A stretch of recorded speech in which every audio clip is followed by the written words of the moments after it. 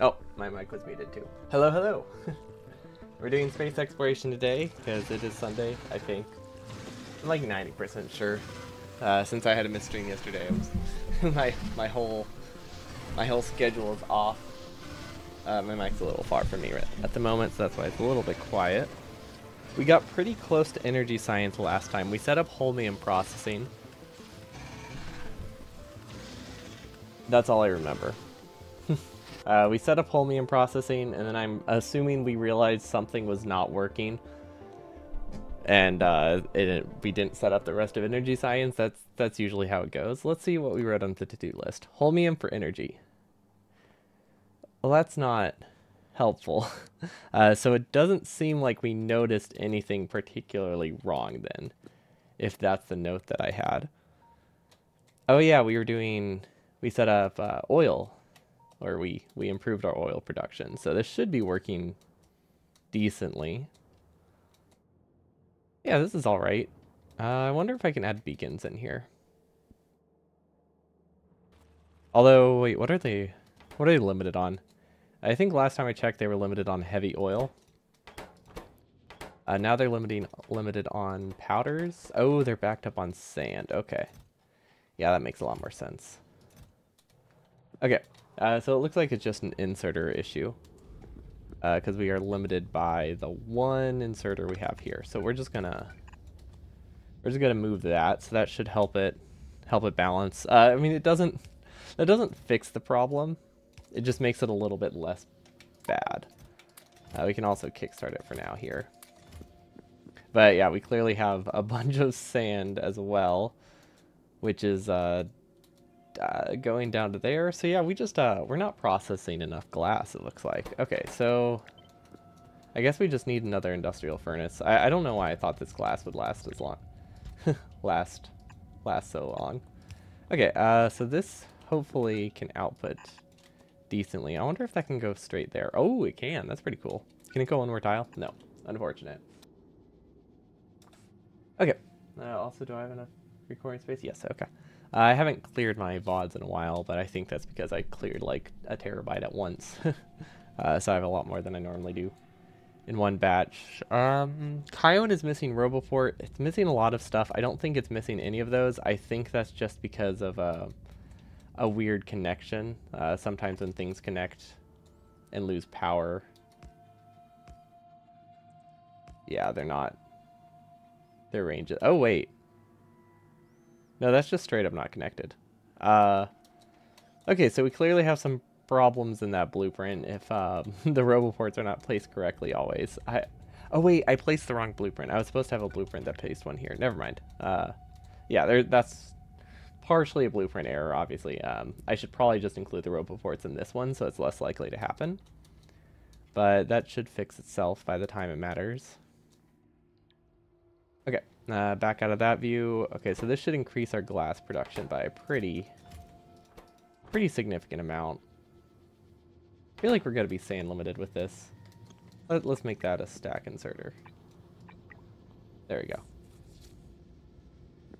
And then I feel like I don't really like how this water goes through, mostly because I want to have even more long inserters due to the fact that it's not set up very well. I could have made them closer. That probably would have been better, but you know what? That works. 5 inserters, that should do the job. Then we'll make these a stack inserter, and then we'll copy that as well. Okay, that has to be enough. If I could shift it down one tile, things look a lot better, and then I can double it. But I can't imagine we're going to be using that much sand here. Because I think it's only a problem because right now we're burning through a ton of stock backlog. But I think once it balances out, everything will be at least somewhat alright. Yeah, also we're not even consuming that much cryonite, so once that backs up, we'll be perfectly fine. Okay, so we have holmium. It's not set up properly. I don't know why. Oh, they're missing power. Okay. That's fine. It's only been like a few minutes, right, today? Yeah. It's not like those have been backed up for long. Those were barely backed up last time, and then we needed to fix it today. Actually, wait, were they barely backed up? Yeah, okay. They were barely backed up. These aren't too far behind. They only have an internal buffer of like 4 ingots, so that should balance itself out. If we use stack inserters, it'll clear itself faster, but because nothing is really throughput limited, we're just gonna, we're just gonna clear it manually just so we can confirm it's working, but it should be fine for a while. Okay, go back to this view so that way I can see everything. The editor view, it's much nicer. We also need to revisit how we have this set up, because we've kind of been putting it off for a while, but there's really no reason for me to have this splitter here. There was an oversight with my original design, and I just have not fixed it by hand. But yeah, there's no real reason for it to be still messed up. We will give this a filter inserter. We're gonna have to change it from Cryonite, but that's fine. Let's go fix that by hand, actually. Okay, fixing by hand is not going to be as useful as I thought. Is not going to be as useful as I thought it was, but that's fine. But basically, I just need to remove this, send it back, and then send it back up like that. There's just no reason to have the splitter. It's better than the old design I had, I guess. It's still not great, but it is better than the old design. If I had these in a different spot, we could just not have this bend at all, but honestly, it's not. I don't think it's an issue. So that should be okay. And now we copy this and we paste another one next to it, and we realize there's a reason we have it set up like this, right? That's usually how it works. We try to change things and we realize it's too impossible to fix because we just screwed up our blueprint so bad. Actually, no, it seems kind of all right. Although I'm looking at it now, if I had used the splitter properly, there is a way I would have made it expandable without deleting things. So right now I can't add more to it without cutting stuff. What if maybe I should do the feedback loop like this. So that way I can just add something onto the end. Because then it makes expansions a little bit easier. Although I don't know, realistically, I don't know how much more will be expanding on this planet. It's 3 rockets. I don't think I have anything else I need to output from this planet. So I probably don't need to worry about it. Okay, so that doesn't have a destination. I could give it a cargo landing pad, but that doesn't really work. We actually need to ship stuff. I don't know where we ship stuff. I think we ship stuff to this planet. And then it needs to be... I haven't actually looked at the recipe, but I'm assuming we need holmium ingots. So I'm just gonna put them here. Holmium ingots. That's not how you spell ingots. It's not too far off, but yeah, holmium ingots. There we go. Okay, now we have a destination. We have... I was gonna say target, but that's not really right. Any landing pad with name, destination position, last one I built. Okay, launch when cargo full. We'll probably have to manually launch that though, because that's a lot of cargo. That's a lot of holmium before this ever launches a rocket. So we're gonna have to launch one manually and then probably change how it's set up. Because yeah, 500 stacks of holmium is...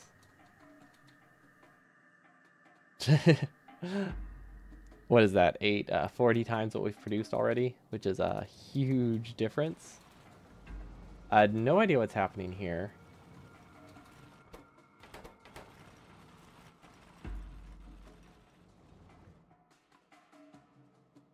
Oh, we're not... Wait, what are we limited by?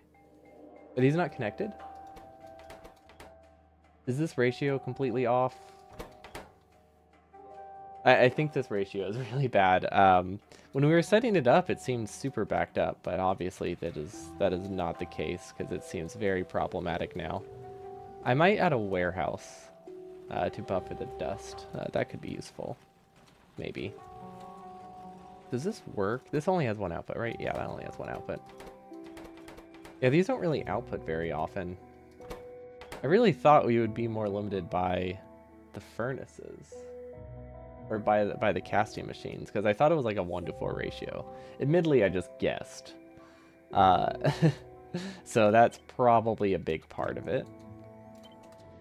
Unfortunately, because of where the belts are, we can't make things too compact. However, if we replace this row, I think we can fit beacons in between fairly cheaply. Yeah, okay.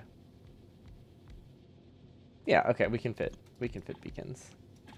Let's do it more strategically though. That'll go here, and then the next 3 will be here, and then the next 3. Well, it's not really 3, but that would be here.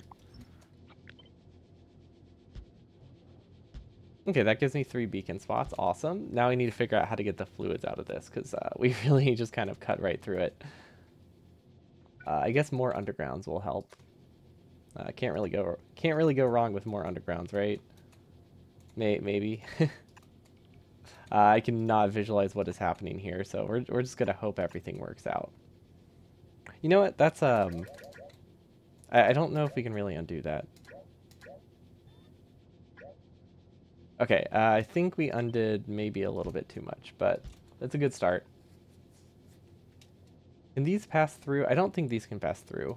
But yeah, you know what? I don't know why I'm trying to just take from there. We should just delete this.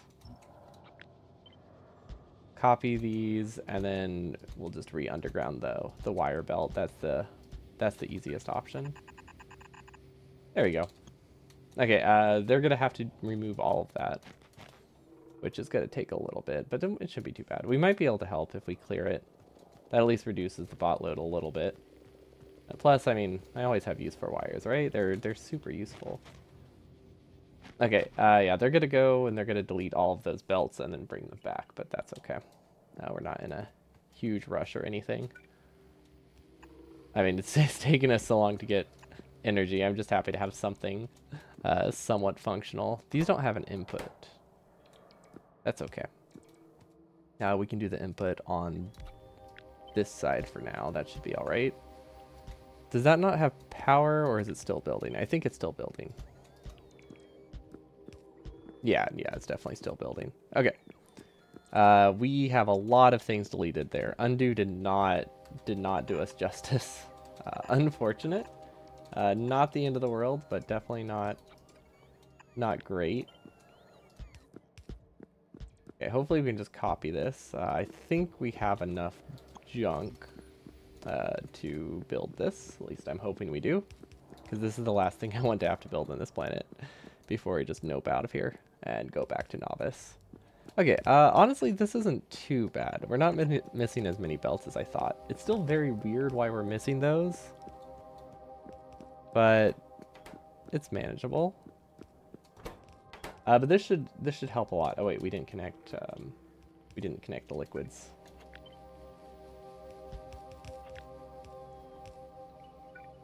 Let's see, how do we do this?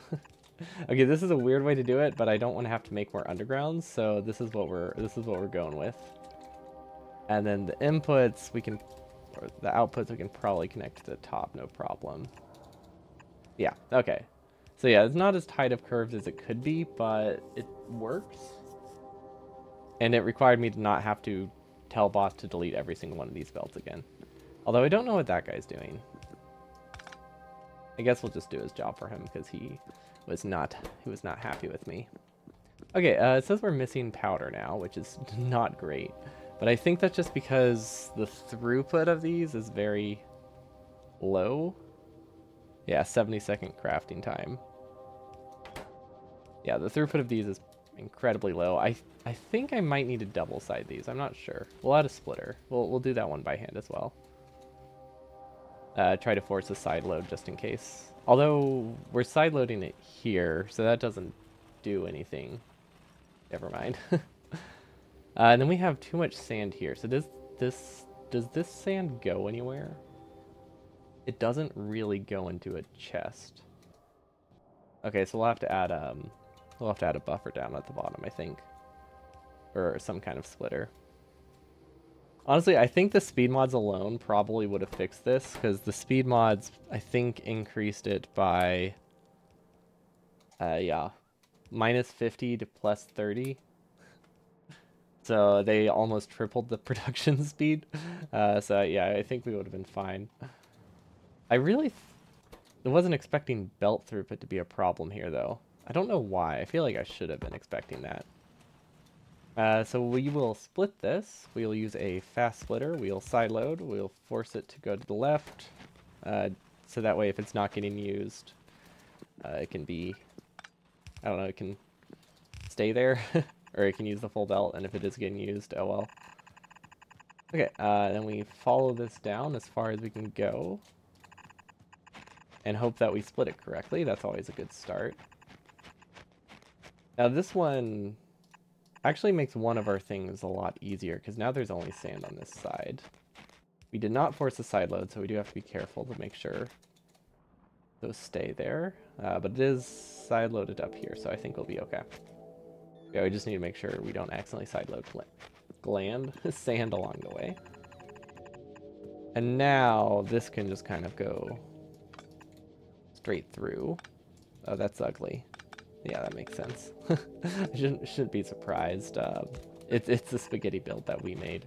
Those tend to be pretty rough, to say the least. And I think that's a bit of an understatement. Okay, hopefully this gets us a lot more production. We might actually be centrifugal blended again, which I think we actually brought centrifuges. So I might be able to expand this. And if I do expand this, that does make me wonder why I added the side load there. So let's just do it this way. Then we can do the side load here instead. Just in case we upgrade blue belt or something at some point, this will give us higher maximum production. Assuming we have centrifuges, which I think we do. I was going to say very confident. I am slightly confident that we do. Actually, it's very much not confident. Okay, and this will eventually clear itself, I think, but we should probably just get rid of the sand by hand, because there is a chance if it does clear itself, it might have a lower maximum throughput. Don't want to have to worry about that. We'll feed sand here, and hopefully things start working again. Also, I hope we actually automated Pyroflux, because I'm not entirely confident we fixed that. I think we did, but I also thought that this space was running well, so lots of assumptions that I should not be making. Well, yeah, these with the prod mods were way slower. Yeah, these really just needed speeds. Oh, well, this can be future expansion opportunities if I ever add more belts here. I wonder, is the issue, do I have, what is it, 1 going into 10? That's probably my issue. Also, the amount of chem plants. I'm looking at, or the centrifuges, I'm looking at them now. Each one of these can produce 10 per second, 10 holmium powder per second. So it only takes 3 to saturate an entire belt. So I think, okay, I think I see the problem. These are definitely a different ratio than the original, or not the original, but the design we based it off of. Okay, so if we cut through here, and then we cut through here, this allows us to get a whole new belt. I don't know if we actually are producing enough for this, but we can at least try. That's funny that there's a splitter there. Not sure where that came from, but it just happened to be in the perfect spot. But just in case we end up having enough like beads and stuff here, this should help. I don't know if we ever fix this. It seems to be working pretty decently though. We're prioritizing the right belt, and that's what matters. Don't remember what this does. Oh, that's just a side swapper. Okay, so it's getting enough of, yeah, it's getting enough of everything. This is actually looking all right, which is unexpected. We're not ore limited. We're actually consuming stuff basically as fast as we're producing, which is kind of nice. So I'd say we probably have solid enough production that we can leave this. It's going to take a bit. Hopefully we built everything in range. But because we We did cut it temporarily by adding those belts, so we're just going to have to assume it works. We're going to set up this belt, which I think we can send directly to our rocket, but there's a chance there's like a gap here. Okay, there's a gap in the logistics network, but there's not a gap in the construction network, so we can technically just build this, and we should be fine. And then we need to change the filters, which I think I can do remotely, yes, because they've actually been placed. I still can't wait until the expansion, because the expansion will be making it that you can change the filters on ghosts, and I think that is super exciting. Like, every week they announce something really cool about the expansion. And it makes me wish I had all these features in space exploration. Hello, Degevo. Welcome, welcome. I'm doing all right. How are you? Looks like, oh, our base is working. Well, that's a first. Yeah, I'm looking forward to having a new science because we've been postponing getting a new science for a while in this run, and we definitely need it. We really need it because there's like no new researches or like techs that we can unlock. I guess those are the same thing, but like no new like items we can really use until we get this sorted. Yeah, hopefully sand is also all right. You're also stuck in SE? Same. Lazy, too lazy to do stuff. Oh yeah, that seems to be how the mod goes. Cuz like everything, like every new thing you have to do is quite the investment.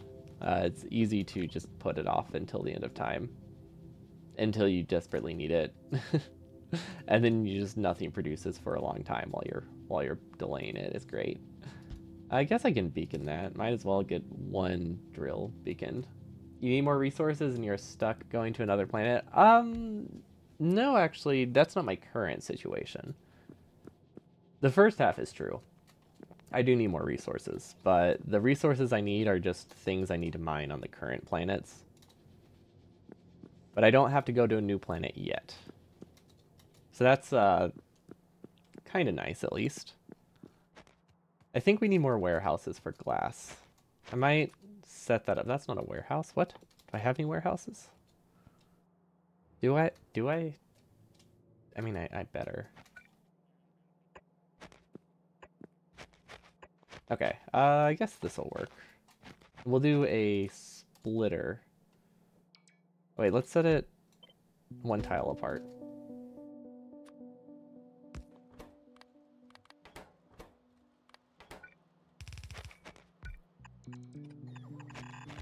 I'm trying to make it that these don't run constantly if they don't have to. They're just like backups. We need a side loader. I guess I'll use that one for now. It's not the right color. Oh wait, I could have just done this. Is that going the right way? I think it is now. It wasn't, but it should be fixed. Unfortunate this requires so many power poles. I don't know why I care. So you are running around Rocket trying to choose what to put inside, and then you're going to be short like 20 modules. I finally reached the point where I stopped caring about like wasting rockets, so that's been nice. So even if I'm short like 20 modules, I'll just be like, okay, and I'll send a rocket with like 20 modules and maybe a couple other stacks of things. But I've just kind of accepted that rockets are not the expensive part of the mod, which was a nice change of pace. You're too greedy to stop worrying. That's fair. But if you get something down faster, then you'll be richer, because then you'll have stuff running earlier. That's always the logic or the logistics problem in this game. It's like, is getting stuff faster more valuable? But yeah, I get that. Sometimes you just don't want to feel wasteful, even if it's insignificant. Like, I see a lot of people, like, when they play Factorio for the first time, they recycle belts if they ever upgrade from yellow belt to blue belt, or, like, red belt, which is cool and all. But then I see people, which, you know, like, I don't mind if people recycle them. But then I'll see the same people, like, go and comment, like, oh, I can't believe you're so wasteful not recycling your belts when you, like, upgrade your base. And I was like, dude, they upgraded, like, 5,000 yellow belts. That's, like, 10k iron. It's like, it's not the end of the world. Or worth the time, usually, for me to upgrade it to, like, recycle those belts. And it's just funny. Seeing how people value different things. Also, these don't have logic on them. I keep forgetting that.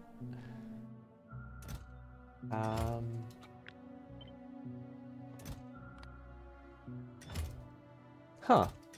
That was weird. Huh.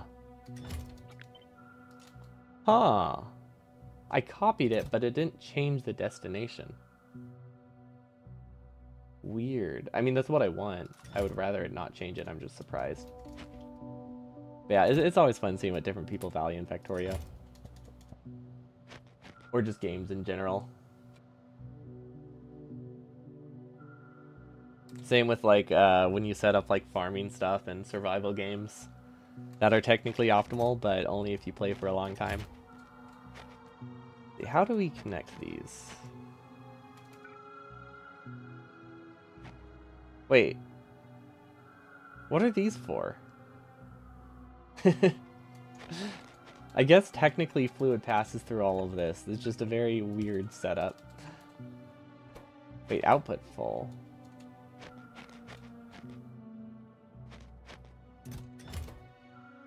Does it pass through it? I'm so confused what these tanks are for. No idea. I think maybe... No, I don't have any guesses. I don't know what these tanks are for. Maybe it's just like an extra internal buffer, but they don't seem to do anything for me, so I think they're just not supposed to be there. But that's okay. That's okay. This is missing cargo rockets. Oh, I put it too close. That's why it looks weird. I mean, there's other issues, but that explains this specific issue.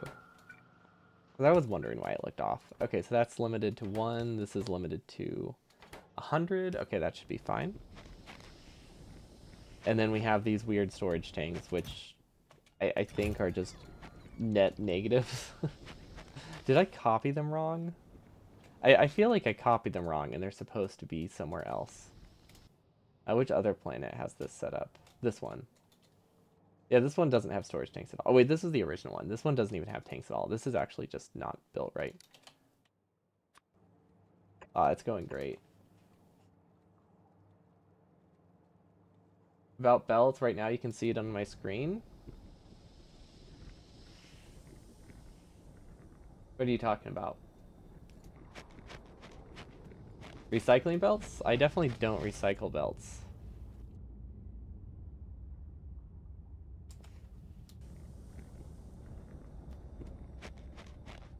So I'm thinking you're referring to something else, but I'm not sure what that is.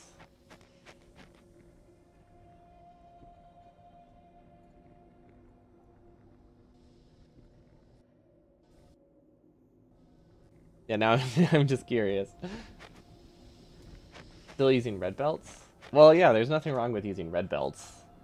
It's not about the cost of the belts that I care about. It's just like people judging someone for not recycling yellow belt when you build blue belts.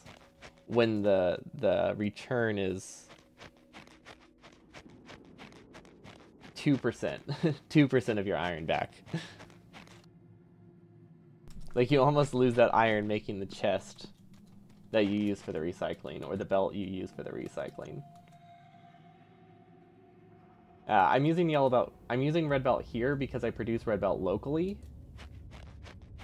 And this planet doesn't have a ton of iron production. So unless I ship belts, this one is stuck with red. And it doesn't have enough oil yet for me to produce lube. I think once I get my lube rocket up, we'll be okay. Or if I just get a build rocket up, I think that would also be nice. But I haven't figured out how I want to do a building rocket. Also, this is probably doesn't need to be run. This one probably doesn't need to be running.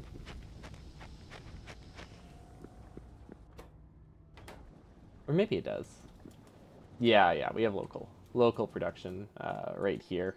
Like, I shipped some starter belts, but for the most part, I need belts and inserters at a ratio of like 1 to like 100, or like 1 to 200. Or sorry, inserters to belts, the opposite direction. So it makes sense to shift the inserters, but the belts, since I have no idea how many I needed, I just set up small local production and went with it. My main planet uses entirely blue, unless I just Q-pick the wrong thing. But for the most part, it's using only blue. Sometimes I grab the wrong thing when I copy stuff, but yeah, we have at least switched here. It's really weird using blue belts, because I'm so used to burner inserters where I can't even use red belts, and then here I am using blue. This needs a rocket part delivery. Also, this still isn't working. Oh, it is working. Wait.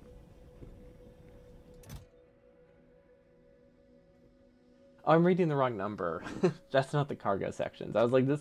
I was looking at this number not going up. I was very confused. Okay, so we clearly need shipments here. I don't know exactly what we need, so we're just gonna give it a manual shipment for now, which is novice. I'm waiting for like cargo rockets to be a thing. Not cargo rockets. I'm waiting to get good old shipments of, what are these? What is this? Space capsules. I'm hoping to like ship space capsules around via ship, because at the moment space capsules aren't very sustainable. And I have two options. I can either send them in a proper ratio, but I'm lazy. That requires me to do math. So I've just been sending them by hand every now and again, because we don't need them that often. Just enough for it to be a slight problem. And we send it to the rocket part rocket, and it eventually clears itself. And then this will last a good like 50 hours because the planet does not have a high output, which is why I haven't been able to justify automating it. If I do calculations, I could send stuff in the proper ratio, and if I use a combinator to do that, I would be able to set it up to adjust the ratio based on my productivity, or whatever it's called, recoverability. So I'm thinking that's what I'll end up doing. This is just manual launch, right? Yeah, this is just manual launch. Okay. We are not producing enough space capsules on this planet either. They'll eventually make their way back, but at the moment, we don't have enough production in Maine to actually keep things running. Let's see, where... Did I send it to the right part? Yeah, okay, this says rocket parts. I think we sent it correctly. But yeah, this should be a-okay.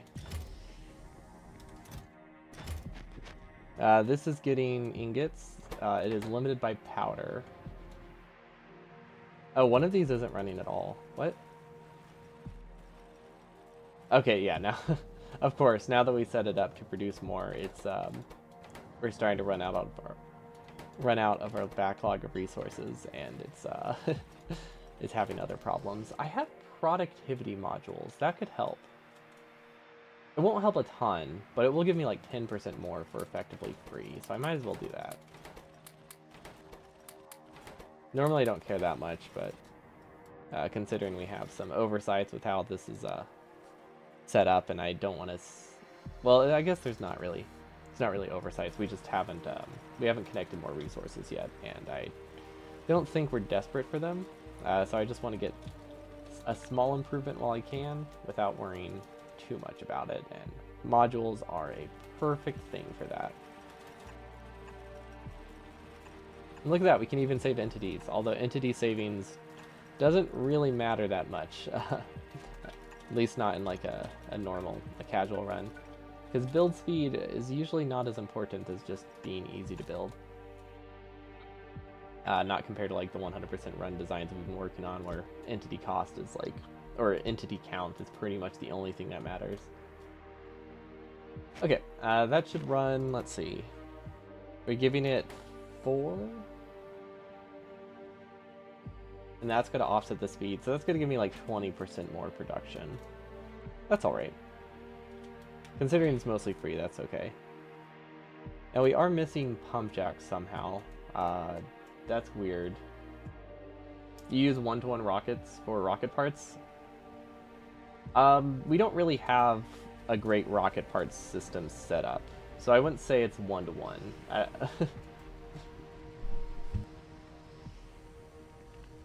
Rocket parts just aren't really automated in any way.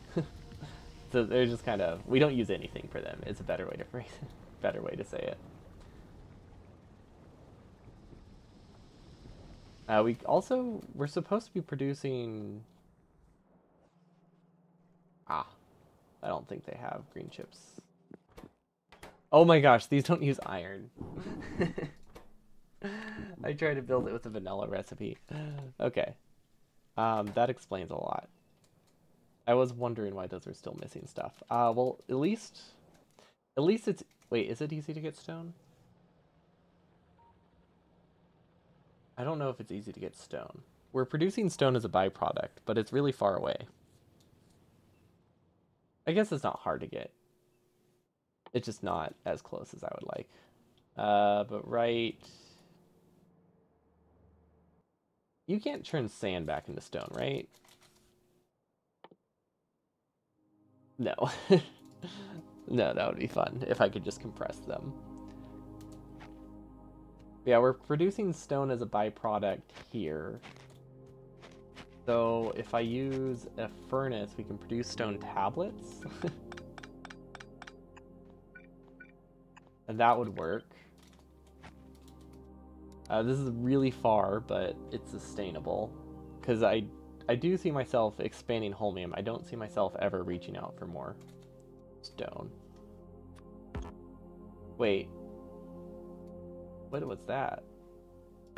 Oh, I just tried to craft that by hand. Furnace, that's what I'm looking for.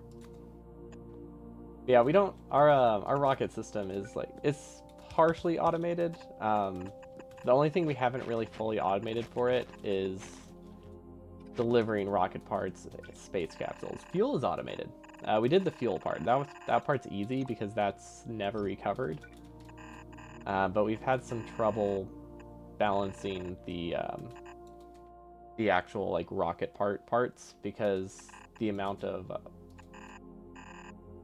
they cost is really high to like store them on another planet. Or not high, but no, it is high. Like one rocket isn't a lot, but sending 100 rockets is. So I haven't really found the balance yet for how many rockets I want to be able to keep on hand at a given planet, and how many I want to be able to like, and how often I want to refuel it. Because ideally, you know, sending a thing with 500 rocket parts in it would be great, but yeah, I don't have the production for that. Like I'll happily waste a rocket here and there, but 100 rockets it just takes a while to fill up.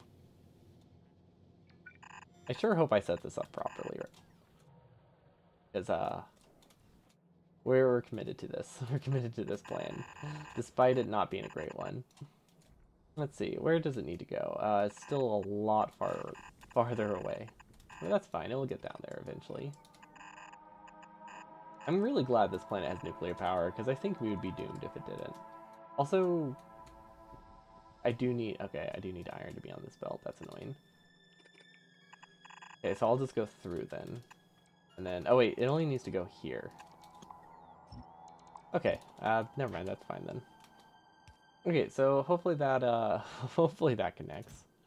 We won't know for a while. Bots are still building a lot of things, and I'm pretty sure we only have a couple hundred working on this planet, but that's fine. It's not in any rush. It just feels like a rush because I'm down here and I want to leave. You know what? We're just gonna leave. That's a great plan. If we just leave, then we don't care.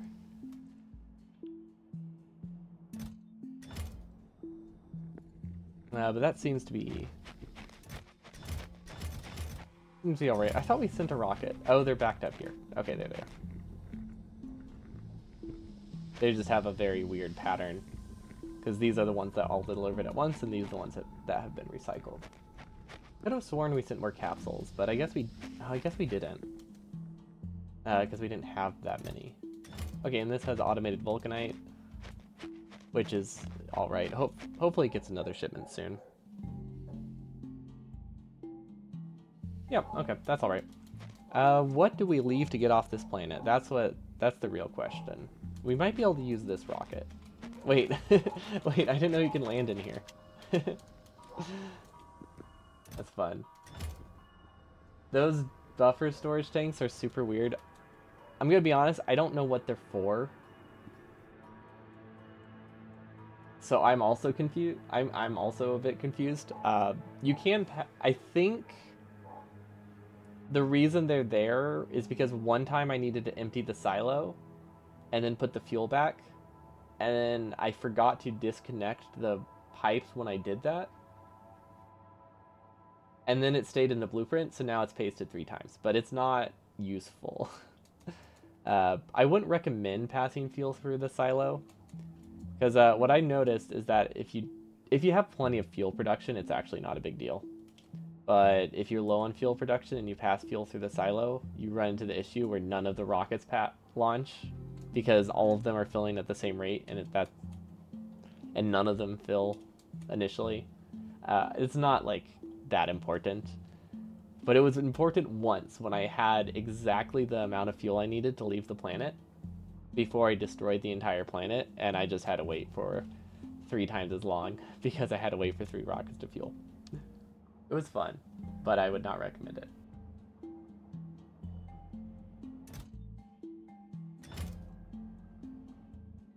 But it seems to be okay. This has the modules now. Okay, so they have a 20% speed boost. I can actually run more of them now. Hello, Pandabo. Welcome, welcome. This might break things, but yeah, we need to copy this up too. Oh, that's almost the perfect spacing. But yeah, when we added more of them, we actually lost crafting speed, so we have more resources than I thought I did. These don't have an output.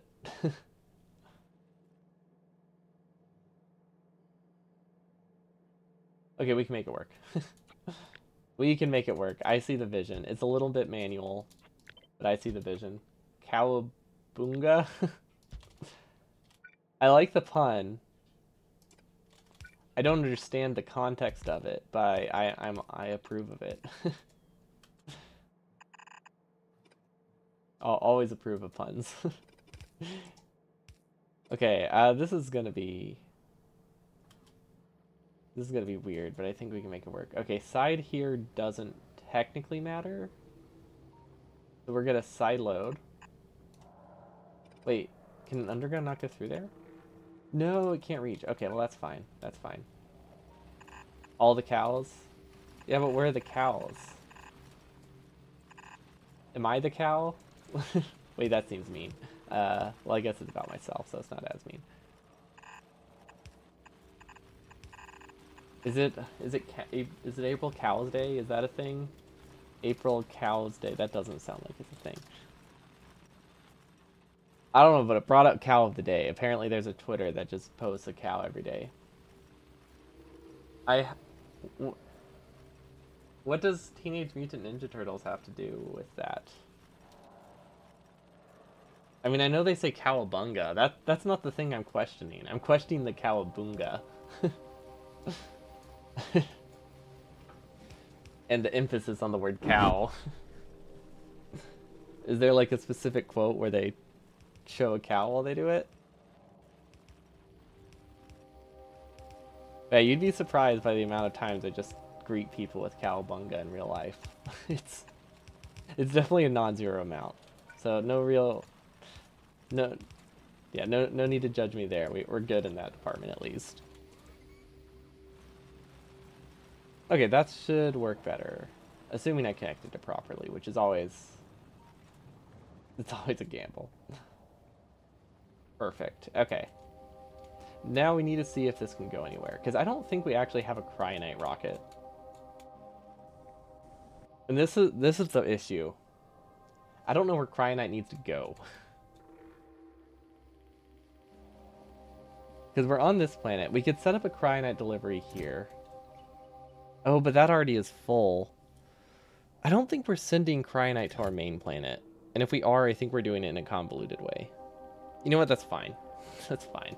We can keep it. So we can't ride this rocket to get back. I guess I could ride this one. It's not very full, but it will let me kickstart energy.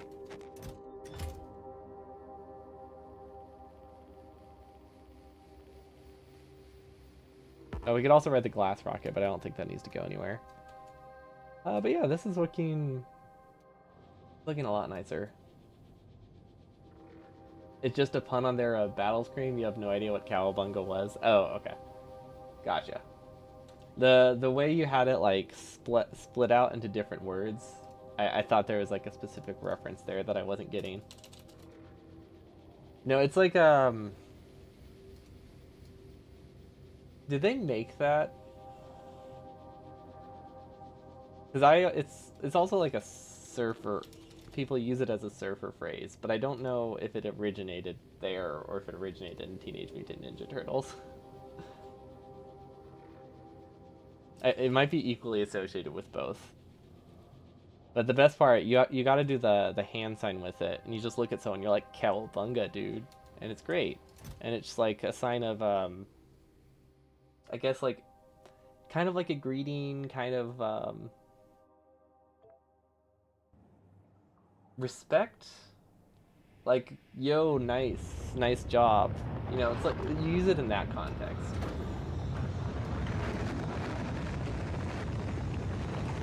Admittedly, people don't use it that often, but it's fun, and when you use it, people do like it, which is nice. Despite not having anything surfer here. Did I send this to the right planet? I did. Okay, cool. I just kind of clicked and hoped it would work out. Okay, so we need holmium, and I have not looked at the holmium recipe at all. Sorry, not holmium. I've looked a lot at the holmium recipe. We literally just built it. Energy science 1. I can't wait until we get science 2s. I think we can get science 2s. We just haven't. It was likely a surfer speak. Michelangelo was mostly into it.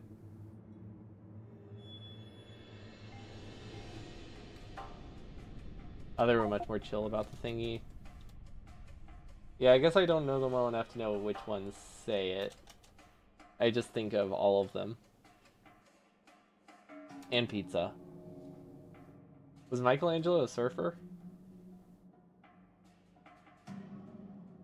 I definitely watched them growing up, but I don't remember them. My memory is of childhood. Childhood is not great. As in not a good, not well remembered. Not as in not bad. There we go. Not bad memories. I just don't remember them. That's what I'm trying to say. Also, this is not set up properly. Okay, did we never reverse the belt? Wait, do we not have a buffer? We do have a buffer. So why is it broken? Why is it broken? No, not Michelangelo. He was the leader. Raphael was the surfer dude of the family. Raphael, one of those. I don't actually know. I think he says it. I think he spells it differently than the artist, but that's also hard to say because when you translate something, spelling already has changed. So I don't even know. It's hard to say they're even spelled the same. This is not recycling fast enough.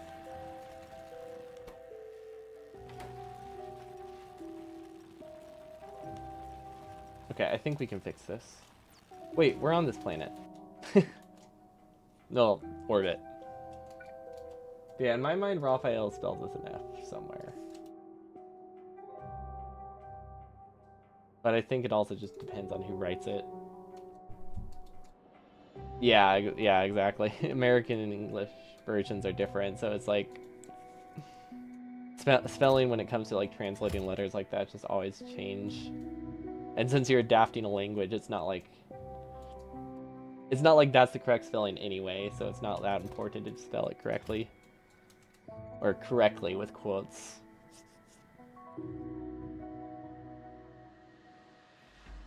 This needs to be pronounceable, really. What am I looking for? I'm looking for modules, which Is this the building rocket? Oh, this is the building rocket. Okay, we're gonna go with speed 3s. And a beacon. And that should be more than enough. This should increase my production by... I don't actually know, but a lot. It's at 1%. Now it is at 80%.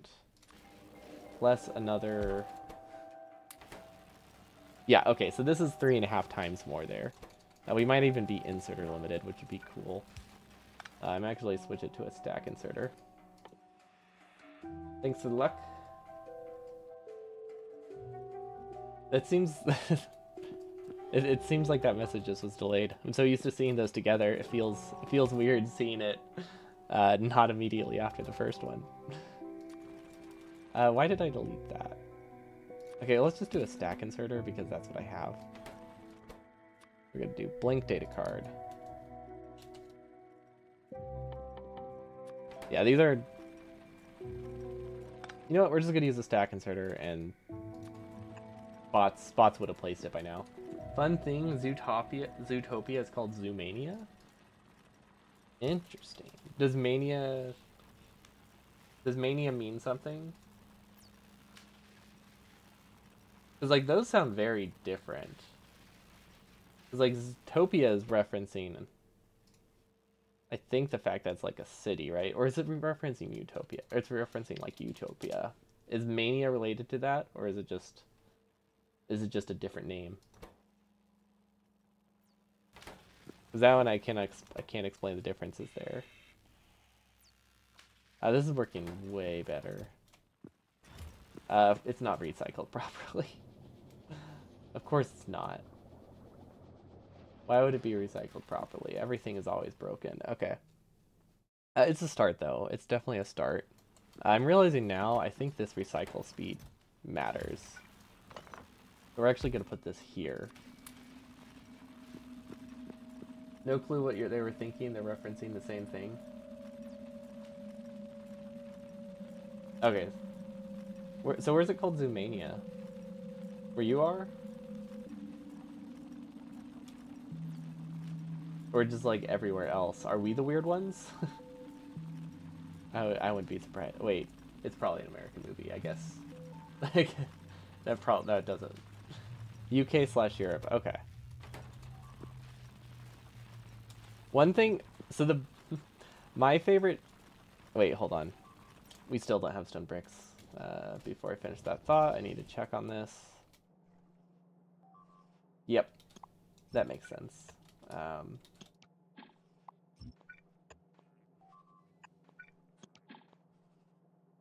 Okay, how do I do this before the bots click there? Okay, we do tablet, copy this, delete that. Okay, there we go.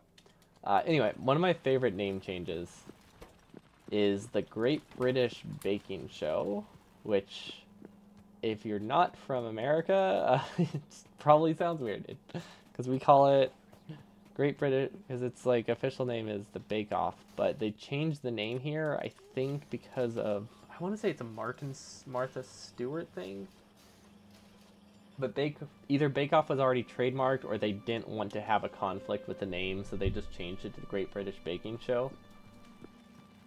And during all the scenes where they have like signs, I think they just Photoshop a baking show onto it, which is kind of fun. Like whenever they hand someone the cake stand that says Bake Off on it, I'm pretty sure they just straight up Photoshop baking show onto it in the US version. Because I was expecting that to be continuity, but that part's also like accounted for. I think I've heard the editing is also different, but honestly I don't notice a huge difference between the two. Also, I'm really quiet. Hold on. There we go. It's called Zootropolis. See, Zootropolis makes sense. Because that sounds very city-like to me still. So I think I need to change how this recycles stuff. Let's see.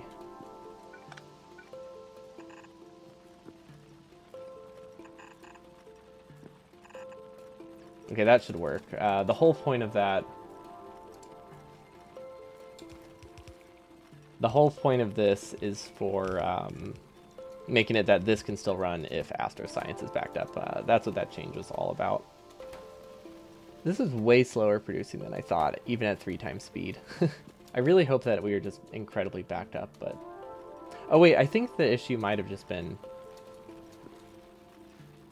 Actually, I don't know what the issue was. I think it's because this was backed up and it was backing up the other science. Yeah, that must be it.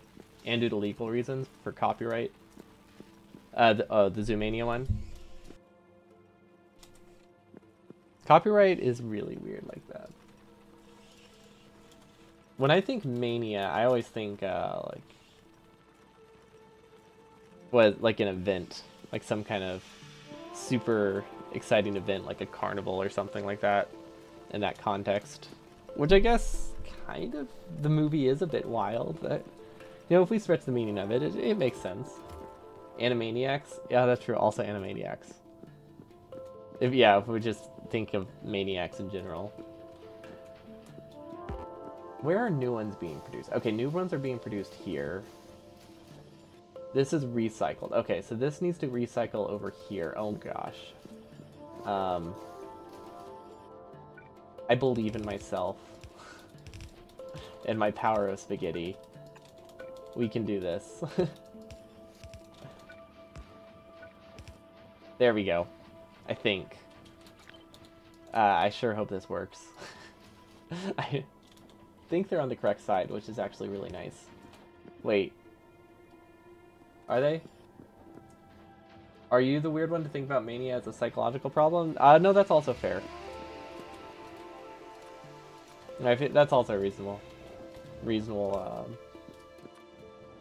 Not guess, but association. Because that is also, like, I'm pretty sure the origin of the word.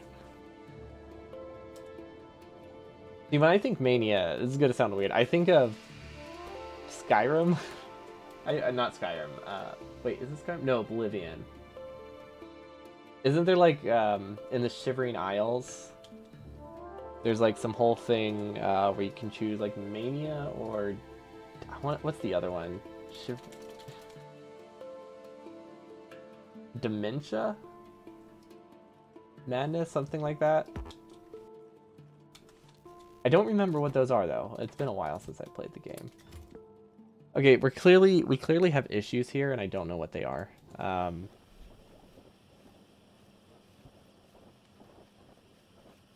Like, how are we not recycling properly? Maybe it's because... Oh, it could just be because this wasn't connected to the beginning and it's never going to fix itself. Because all of these should be recycling the same junk. So now that it's here, I think it fixes itself eventually. But because we have so much stockpile, that's going to take a bit for us to figure it out. I could use a buffer chest just to clear the belt for now, but honestly, it's not that important. Can it be capacity deadlocked? I don't think it's deadlocked. I think it's just a lot of it's not running right now. But there's always that chance. Actually, no, because we have this buffer chest. So that's not... So it shouldn't be deadlocked. Unless this chest was full. So I think something else is wrong.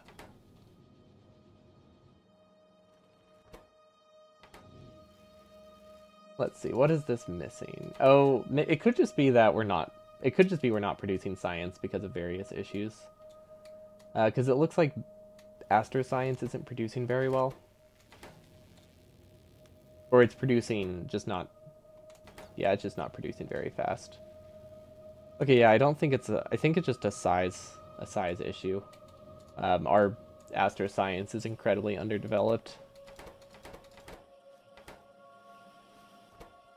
We do have access to better modules. How many, though? 230, okay. This is technically a solution.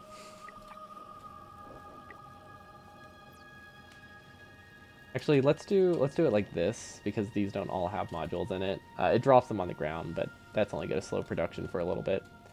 Okay, so that gives me a little bit more production. Let's see if we can get some beacons in here as well. Everyone needs some bacon. Oh, we could definitely...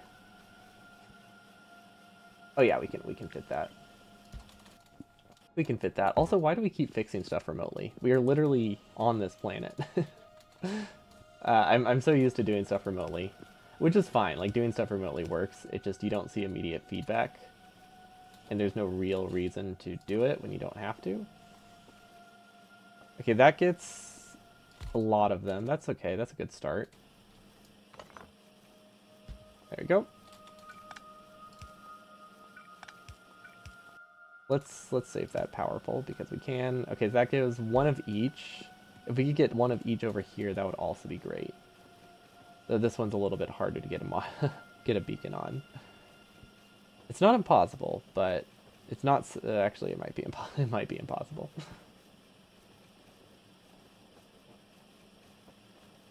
We would need to place it here. So the only way would be to get the long inserter to grab from a really weird side. Underground pipes don't fix anything here. Yeah, okay. This clearly is not built with expansion in mind, because I heavily underestimated how fast these would run. I did not realize they would be very limiting. I just kind of assumed I would have plenty of science. This one won't work either. You know what? This is fine. This is still like 30% increase. 30 to 50% increase. That's decent. Considering it was like 0 effort, I take those. And then if we can get, we probably need speed modules here as well, so let's do some undergrounds. We're just gonna do these by hand because, like I said, I'm here. So much easier. You don't have to worry about anything. Okay, this one's underdone. Okay, and then this one, I don't know if we're limited on that. We're gonna make it underground too. We're just gonna make them all have beacons. This doesn't work. This doubles up beacons. We need to find a way to isolate this one. Oh wait, that's easier. I did not realize they were close enough to power them all with a single beacon. Okay, this is flipped, but I think this is alright. Okay, we'll take that. Yeah, we take that. And then the really important things like give prod 3s and we'll be fine. Okay, and now we'll realize we are actually deadlocked or something in some way. But for now it seems alright, and then we will upgrade these as well. Because I think we're going to be limiting on these soon. Because I feel like we're already slightly limited on oil, or whatever this stuff is called. Thermofluid. I mean, it's probably some kind of oil. But, yes, very vague. Okay, awesome. We're not getting material testing packs. That's actually good, right? Oh, no.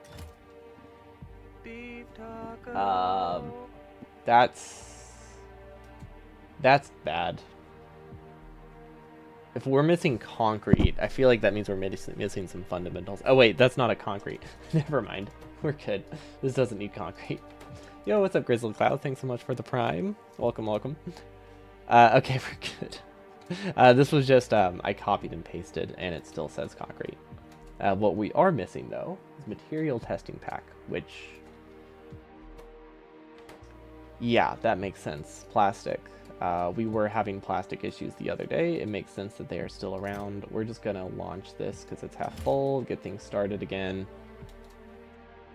The fact that we haven't produced any astroscience recently, though, isn't great. I think we have, it's just not going up very fast. I think we're doing all right. We're not doing great, but what else are we going to be researching? Let's swap these. Do I want to swap those? Yeah, let's swap those so something, at least something useful comes out of this. The only reason I've even researching this rocket survivability, like, it's not even that useful. I just started it once, and I wanted the bar to go away, because it's been at like 80% for a while, and it obviously still is.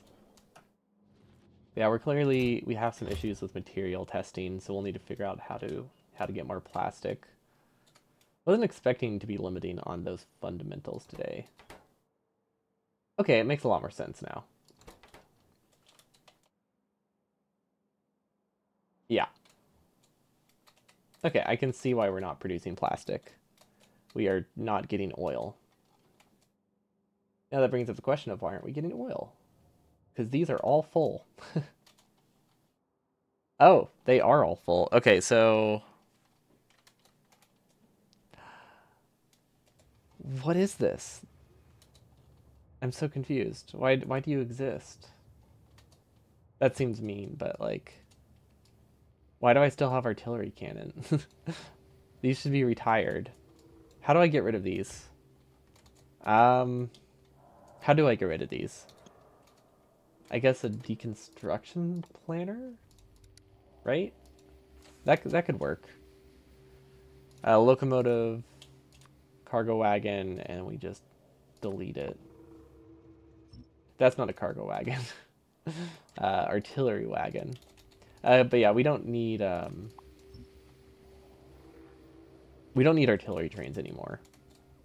So they're still in the system. I don't even know how it got sent down there. Oh my gosh. Wait, I think I know what happened. So I'm pretty sure that to try to get around like a roadblock, it probably went down and like all the way back up and ended up here.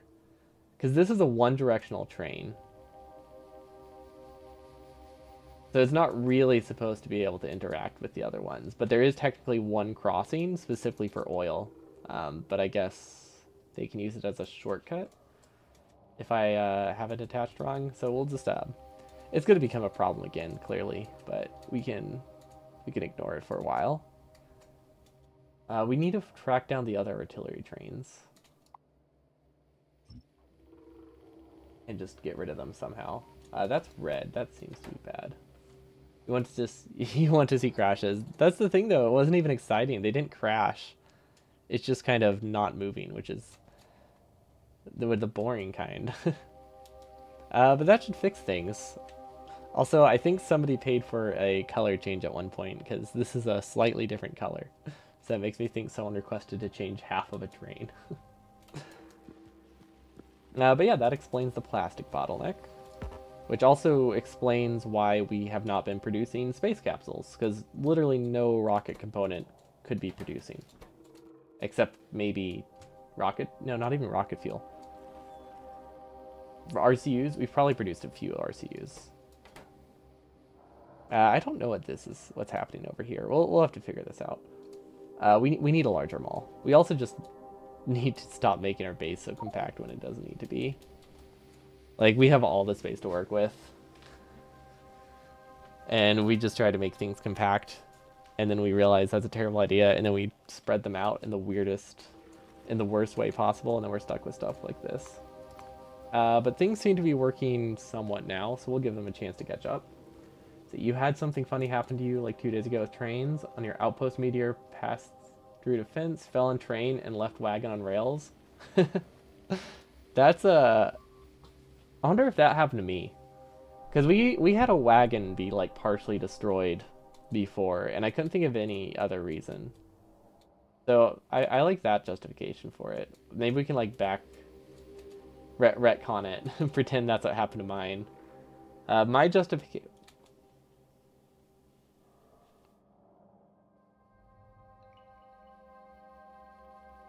What? Oh, I didn't change the filter. Okay, that makes a lot more sense. At least we only got one thing. At least we didn't like have a long belt. So this is an easy enough fix. There we go. Okay.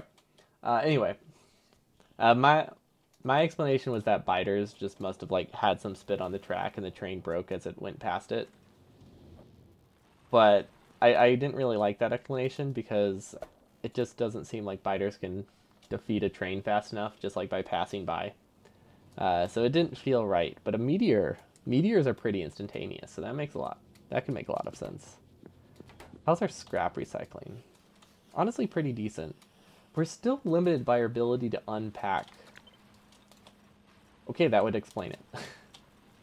That would explain it for sure. we never set the second recipe.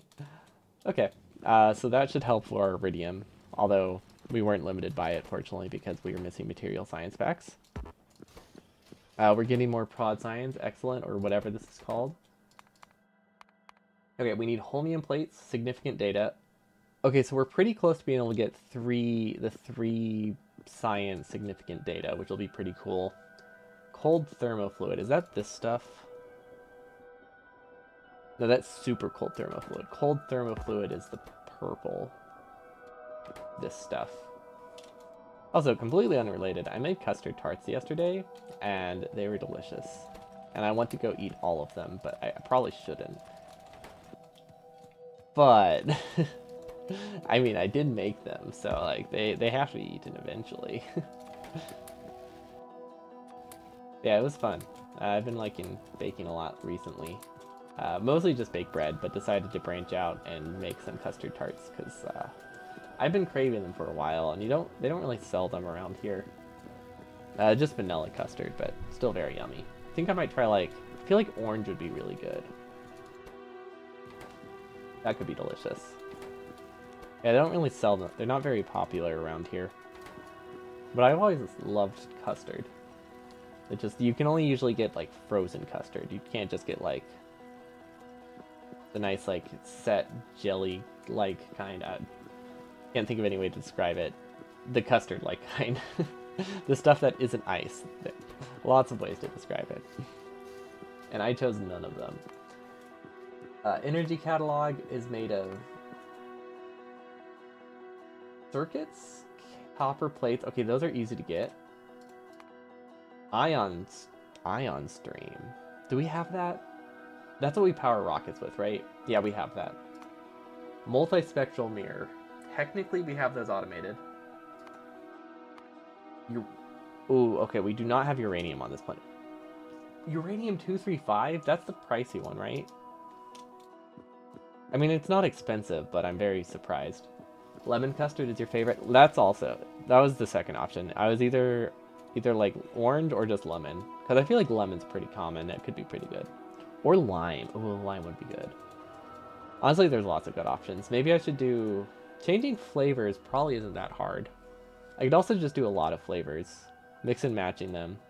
Because, like, if you make a batch of, like, 16, you could do, like, 4 of each flavor without that much added work. Because honestly, the hardest part, or the most time-consuming part, is just the pastry.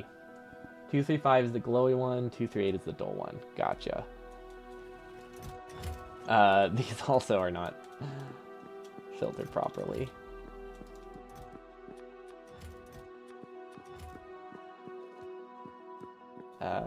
Yeah, that needs to be fixed. I'll need to figure something out for that. I think maybe I just copied them wrong, but this is supposed to have just some junk filter in the blueprint, so I don't know why. Don't know why it's messing up, but that's okay. We can fix that. We won't fix it, but we can fix it. Glass is good, sand is good. I wonder how we're backed up on stone. We are very backed up on stone. Actually, no, we're not. We're like perfectly backed up on stone. Yeah, okay, we're good. Recycle loop is fine. How do we get 235 here? Because I've been pretty content with the whole full rocket system, but 235 is pricey. An entire rocket of that is actually an insane amount. We could use I could use the artillery cannon or whatever it's called. That would be a good option. Okay, so we have circuits. Well, we don't have circuits, but we have them on this planet. So we can get them pretty easily. So I'm just gonna expand this. Don't know if we actually have the the platforms for that. Oh wait, never mind. We try to keep like 10k on hand. We should have enough. Okay, so we need circuits. We need copper. We'll just go through the line. So this gets sent there. This gets filtered. We will do a side load here. Okay. Then we'll do an underground. Side swap. I can't tell which direction that's going. Pretty sure I'm rotating a belt right now. I don't think I can rotate that until it's pasted. This is a little bit annoying. Okay, that's on the top side. This is on the inside. So if we do this, ooh, that should work perfectly. Wasn't expecting it to actually work, but it seems to be a-okay. Okay, so that's flipped. That puts green circuits over here on top. this puts copper on the inside, which then goes on the bottom. Oh, that's okay, fantastic. Okay, so we got copper ingots, or whatever those are.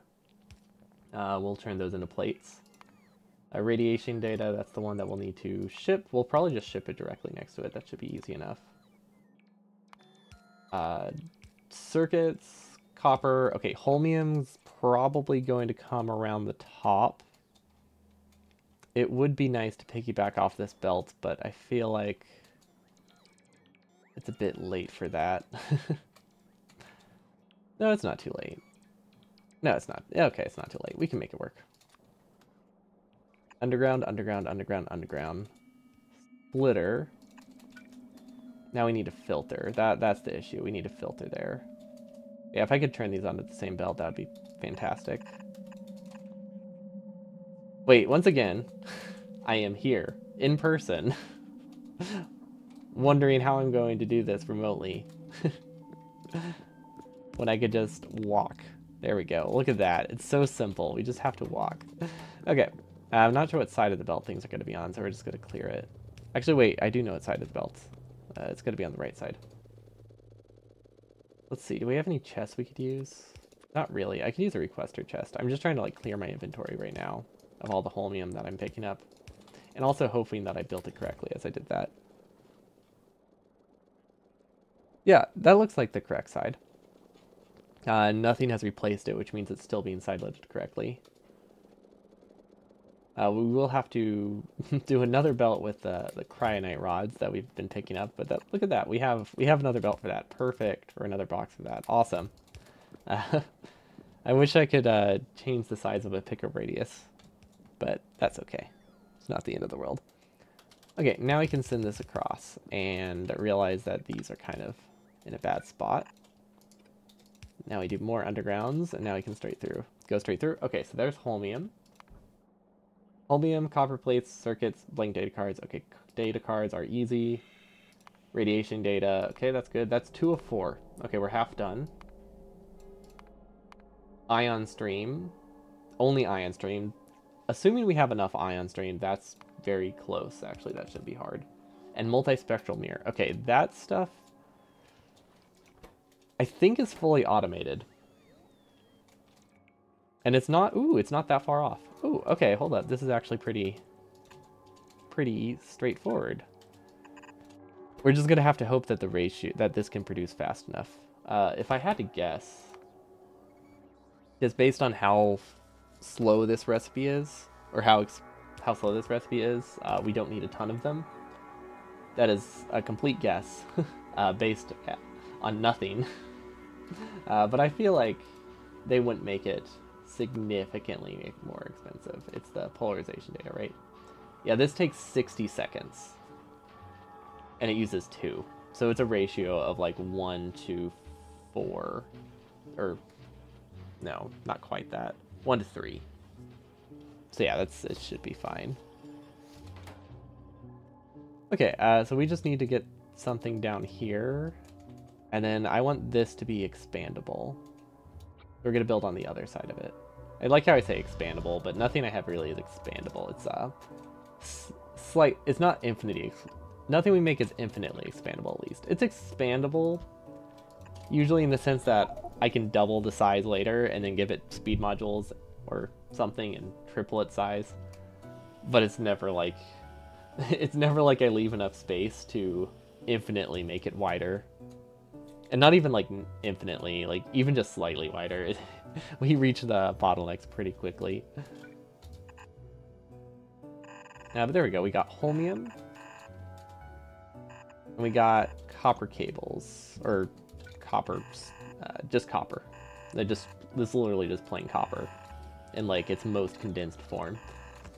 Which is, I was going to say the opposite of copper cables, but I guess in terms of belts throughput, cables are pretty sparse, but in terms of chest capacity, I think inserters or cables are equal. Doesn't usually matter that much, but it is a fun little tidbit. Okay, honestly, this is producing way better than I thought it would. I still don't know why we haven't gotten any astroscience. At all. Is there a prio here or something? Oh. Oh, okay. I think I have a solution. Yeah, okay. I see what's happening. Let me fix it real quick.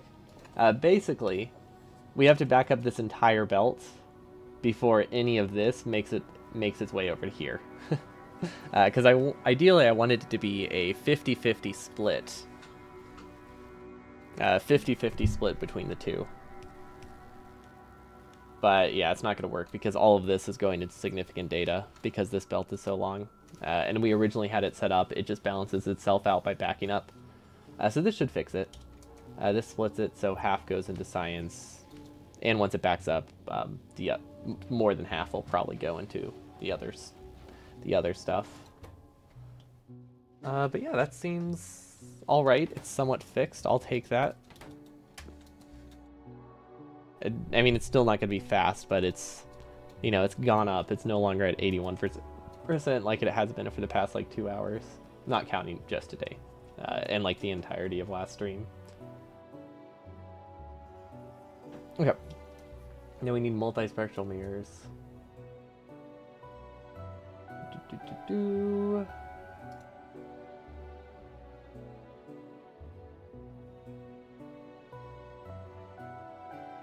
Need to update Nightbot, apparently. They're getting smarter, not including website links in the spam. I guess promo is probably a good word to ban. Well, I don't know. Is that something people would say casually? How often do people speak about promos and outside of advertising? I feel like not very. That's probably a safe one, especially since it just deletes the message. It doesn't ban someone permanently. I guess it can be a bit strict. Novice's stuff being damaged. Honestly, it's blinking way less than it used to, which is super nice. That's holmium. Okay, so that will need to be finished. In multispectral mirrors, where did we leave those? I think somewhere around here. There they are. Also, I still don't know what the win condition is of space exploration. I realized, because we were talking about it the other day when Zemo joined in, and because I was curious what the speedrun went for, and then it just occurred to me because I was curious if it was that secret ending that I've heard about or the normal ending. Then I realized I don't even know what the normal ending is. Does anyone have a rough description of what the end goal is? Is it building a Dyson sphere? Or is it just researching a certain tech?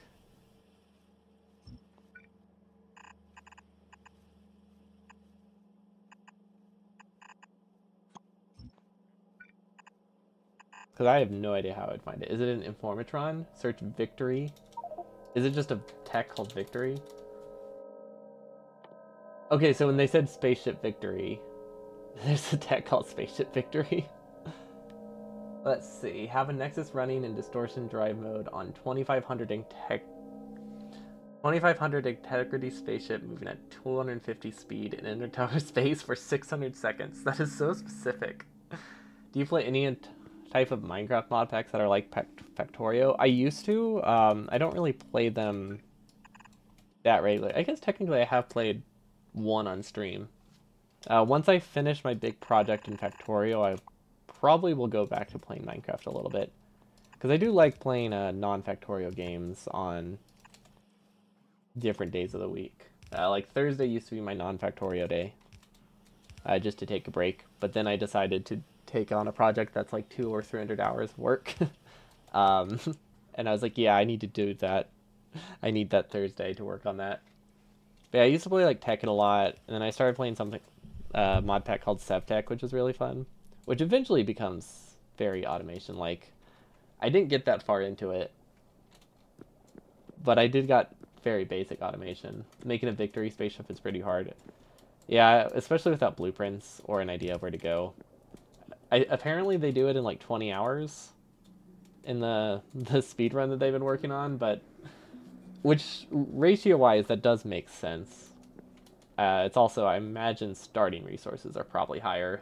I imagine no biters on novice, at least. And then just go to planets without biters. But if you think about like Factorio, it normally takes people like 40 to 80 hours to beat it, but then like the speedrun is an hour and a half. So if you take that same ratio, 20 hours, multiply that by like 20, that gets like the average space exploration one. Values I've heard, you know, of like 300 plus hours. So it seems a lot less insane that way. Blueprints help a lot. Couldn't imagine playing without blueprints though for that. Greg Tech or non-Greg Tech? I have never liked the idea of Greg Tech. I appreciate that it exists, but from what I've heard, they add complexity solely for the sake of just messing with people and adding complexity, which I'm not a huge fan of complexity for complexity's sake in that sense. But I think for the people who do want that, it's really cool that it exists. For people who just want like a really long, long playthrough. But I'm all for the just basic stuff, because I get overwhelmed pretty fast by mod packs as it is. I definitely don't need added stuff. This is the wrong assembly machine. The, like, Pyanodon thing? Yeah, Pyanodon does not... is very, very not high on my list of Factorio runs. Also, I don't think anybody ever suggested seriously. Because people suggest it a lot. I don't think I've ever had someone suggest it and mean it. Same with, like... What's the other one that's popular? Neelaus? Or is... No, Neelaus is the content creator. What's the mod that starts with an N? How do you find the difficulty in SE? I think SE is not too bad. Because I don't... Oh, it's Nullius. Okay, thank you.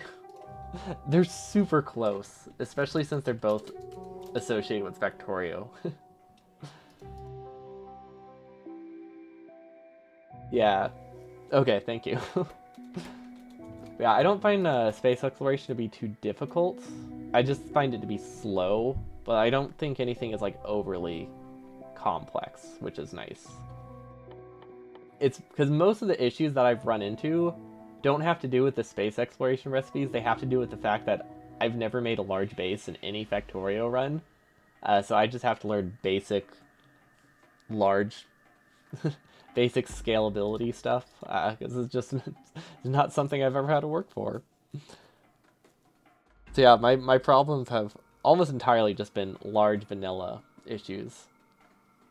What am I looking for? I'm just looking for copper. Why can I never find copper? Oh, it's because they add another tab. That's why. Okay, that makes sense then. Nullius is pretty chem-oriented. Yeah, I think I would like it if it's chem-oriented, and then I remember Factorio fluids. You have to learn how to make my bases not terrible. You jest, but yeah, that's a great... that's a perfect way to explain it. That's very accurate. Despite the sarcasm. Is Nullius that much more difficult than SE? I think it's more fluids heavy. I don't know anything more than that. I think it has more fluids, and fluids are just inherently more annoying to scale, in my experience. Or opinion. What's that's the one that has like an insane amount, right? Like 50 plus? I'm pretty sure I've heard figures in the 50s or 100s. It is that one? Okay. Wait, Nullius is harder than SE for recipes because almost everything makes byproducts? Jeez. And I thought space exploration already had a lot of byproducts. Could imagine even more. I mean, actually, I like the byproduct part of space exploration. I do not mind the recycling chain. It definitely adds complexity. But that part isn't the complexity I mind. It's really just liquids. If you remove liquids, I'm fine. I'm perfectly content. Okay, material science pack is working. Okay, we have plastic again. We don't have a ton, but we have like 10 times more than we had, which is like significant. It looks like it's recovering. In here, you're complaining about IR3 and its products. Have you still been playing that one? Nope, it's too late. You mean you just don't like its main products. You don't like having to make pipes or steam pipes or whatever you make in that mod. I feel like you are probably past the steam pipe point. You have Toner Day out. Wow, it's I didn't even know it could be that large of a playthrough. I guess it's an overhaul mod in Factorio, and you can do that in a vanilla Factorio, so it makes sense that any mod could also do 300 hours. But no, glad you've been enjoying it. Still a shame I can't stream it, because I think the fact that it's so, like, it's not quite burner heavy, but I feel like the start is a little bit burner heavy, or at least burner adjacent. It seems right up the alley to play. But what is it? Not copyright was licensing. What's the term for that? Is it copyright? No, it's not.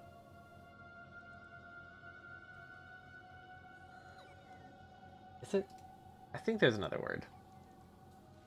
License. Yeah, the license. You want to try Ultra Cube Plus, Renee? That sounds like a fun comment. You can't stream it, period. Well, you can stream it. I can't stream it. Some people can stream it. Unless he made it even harsher. Non-affiliates can stream it. Or non-partners. People who can't make money off of it can technically stream it. But if you make any money, it's not allowed. These go into one, right? Yeah, these go into one of them. Hopefully I'm not blocking anything. I'm assuming that I can... Oh, wait, what? I haven't looked at what assembling machine it is. Okay. We need to unpack the holmium as well. Whoops. Holmium. There we go. I'm getting better at finding metals. What can you stream if you're a partner and why? Oh, no, it's not... You can't stream it as a partner either. One of the mods in Factorio has a license that just says you're not allowed to make money off of it if you stream it or make content on it. Which is technically allowed. It's incredibly uncommon. Very few people do it. But, you know, it is in their license, so you're not allowed to stream it or anything. Good luck enforcing it. Yeah, but it's one of those things where it's like, I'm not that enough invested in it to bother. Nintendo styles? Nintendo's actually very cool if you like streaming their stuff. Now, when you mod stuff, that's what they don't have. That's what they don't like. But Nintendo usually doesn't even care if you use their music in a game that's not. That's not even Nintendo based, or not even the same game. Woo would not allow that. Considering the license is listed on the Factorio website, and they have a spot for you to set your own license, I imagine they're fine with it. The one we're talking about is Industrial Revolution, but I imagine there's some. It's not just streaming; it's also like YouTube, anything that makes money. But unless they've changed it, it's very effective. It could also be though, yeah, like even if they don't enforce it, just having it there means someone's gonna look at it and be like, I'm not gonna bother about it. Oh, right, yeah, probably their other stuff too. There is somebody, I keep getting recommended videos of their IR3 playthrough. They're not partnered yet on YouTube. So I am curious what will happen if they ever get 1,000 subs. Like if the person will ever take action or just not care. Yeah, it's incredibly uncommon. I find it very bizarre. Like, even though it's allowed, it is still very unusual to have something like that. Also, we need, this is the wrong kind of machine. I don't have one of those. I don't have any of those. How do I get those? Wait. Oh, those are kind of expensive. Well, they're not expensive. I just don't have that stuff. Or do I? There's a small chance I sent accumulators up here one time. Okay, so I didn't. Okay, what's our best option here? What do we need a shipment of soon? Makes you want to stream it.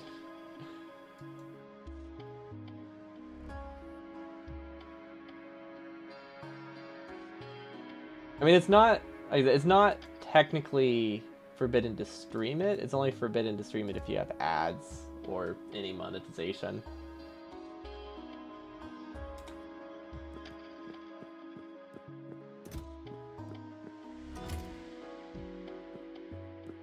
But yeah, it's interesting. It would make more sense if he was like, I don't know, selling the mod. Actually, can you sell Factorio mods?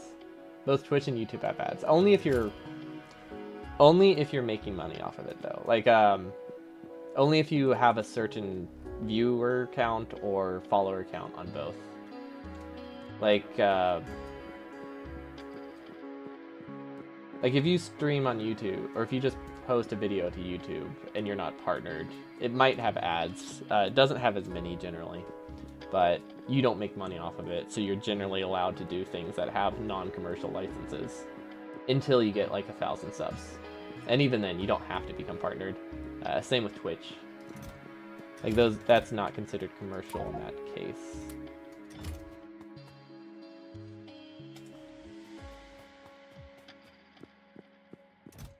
But again, who would enforce this? What am I? I'm trying to see if I can make an accumulator. I don't think I can. I don't think I can make an accumulator from the stuff we have on this planet without a lot of work. So we're going to take a trip back to the home planet, especially since it's incredibly cheap. Well, not incredibly cheap, but it's cheap enough. And we are going to bring like 500, 1,000 accumulators. That should be fine. We never brought them here because this is space. The way space works, I think, is just things always run at half speed all the time. So it's not like you have power spikes from solar power, so we just never bothered.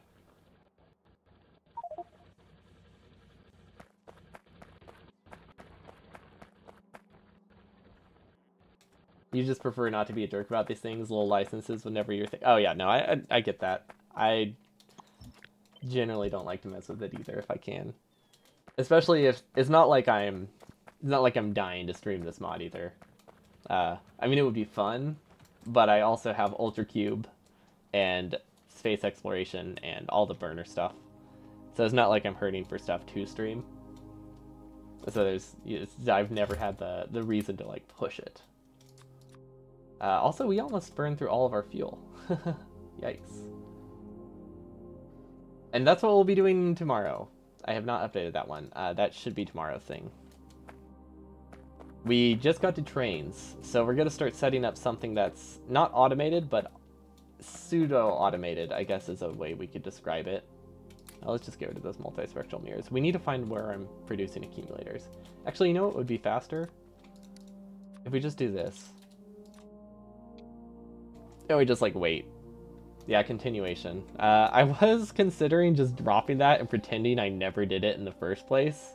Because I did start that on April Fool's Day. So, like, I did have an out of just never acknowledging that I even started it. But then I realized I do actually want to do that one. It was fun. Way more fun than I thought it would be when I realized trains were a thing. Because without trains, it didn't seem interesting, but the idea of having a train-like loop that goes through your whole factory and feeds like 100 stacks of iron at a time, that changed things. Okay, so while we wait for accumulators, I said that, and then it's like we're pretty much almost there. We don't need to wait for them. Okay, now we need to go back. I guess we could take this rocket. The rocket doesn't launch very often. We probably need the researches soon anyway.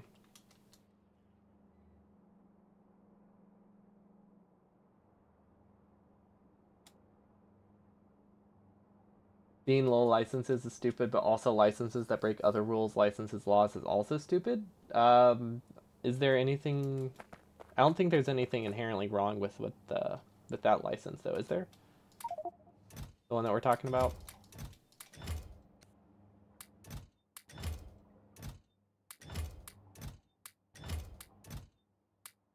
I mean, it's a weird one, but I don't think it has any issues with anything. Oh, you're trying to read the Factorio license? Well, the thing is, Factorio mod page has a specific spot for you to have your own license. So while it's odd that people don't generally just use the same one, like most people just use one, but they have a specific spot for you to link your license on the Factorio mod portal. It would be weird if they wouldn't let you have your own license in that situation. Like, what's the point? What's the point of having that option? If you're just not gonna, if you're gonna forbid people from using their own, right?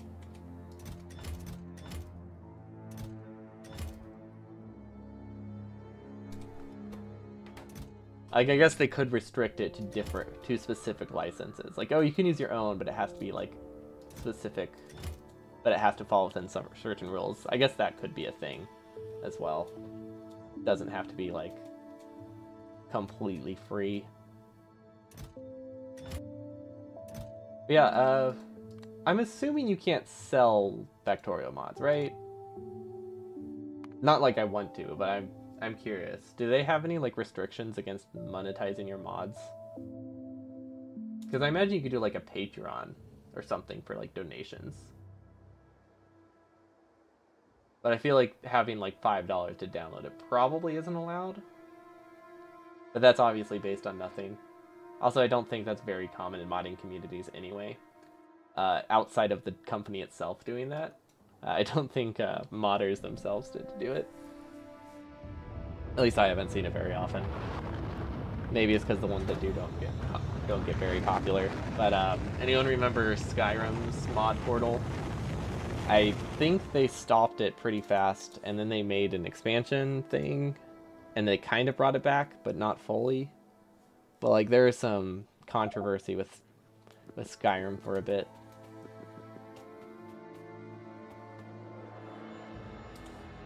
About them trying to just make it that mods cost money. It was not well received. Very much not well received.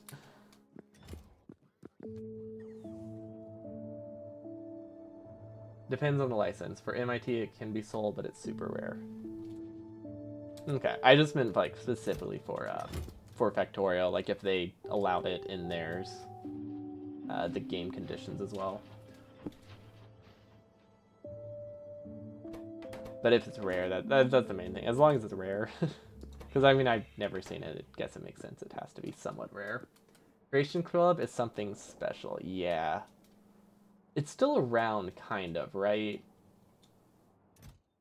I don't think it's as widespread as they wanted it.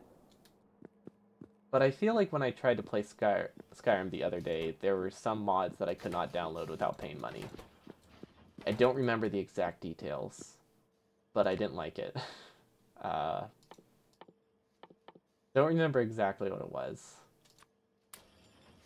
Oh, I wanted to download a backpack mod. And there were no backpack mods because there was one on the market. And they're like, oh, well, this one already exists. We can't mess with that. You have to upload stuff on the mod page, and from there you can download the source. For Creation Club? I think the thing I'm thinking of, it was like marketed as like an expansion technically. Oh, for Factorio.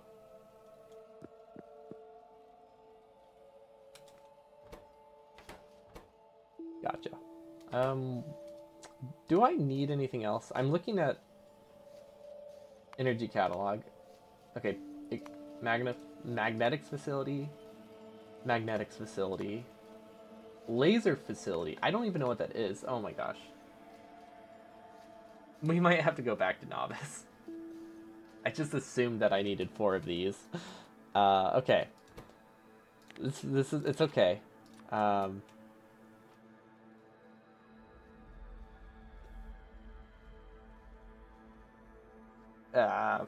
We don't have those.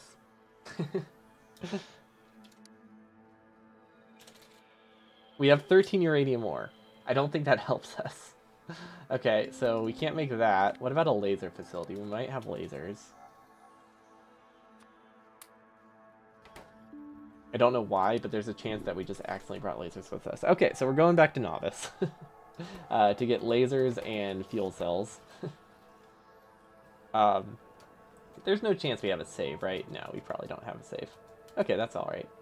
At least this time around we can just take the space capsule. It's pretty cheap to run. Why do we have 4 space capsules on me?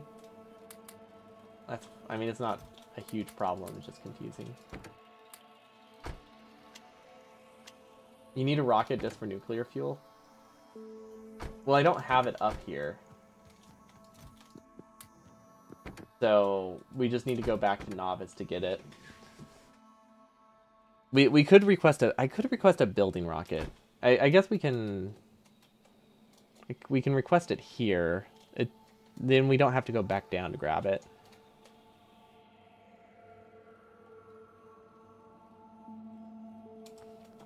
Let's see, where's the building rocket?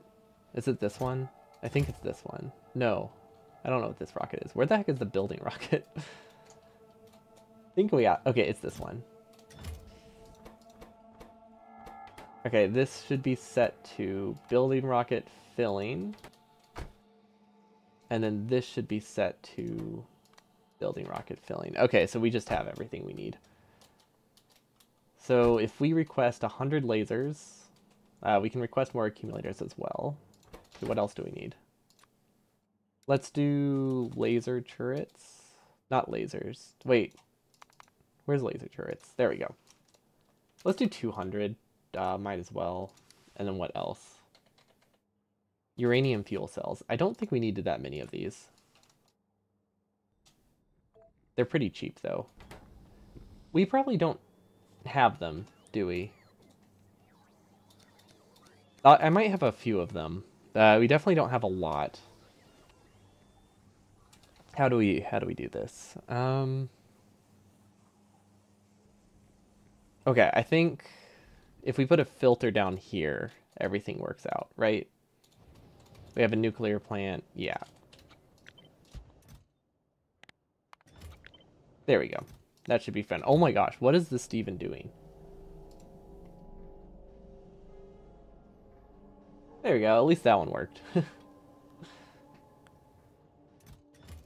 Yeah, why do I have a pass provider with 4,800? I think this is supposed to be capped at some point. Also, I like the way you spelled rocket. Gives me Warcraft vibes. Not Warcraft. Well, kind of Warcraft vibes. Warhammer vibes is what I meant to say, though. Which, Warhammer 40k is so great. I don't play, like, the tabletop very much, but I love Warhammer-themed games. Like Dawn of War, peak RTS. Can't remember where that was even used. What, rocket?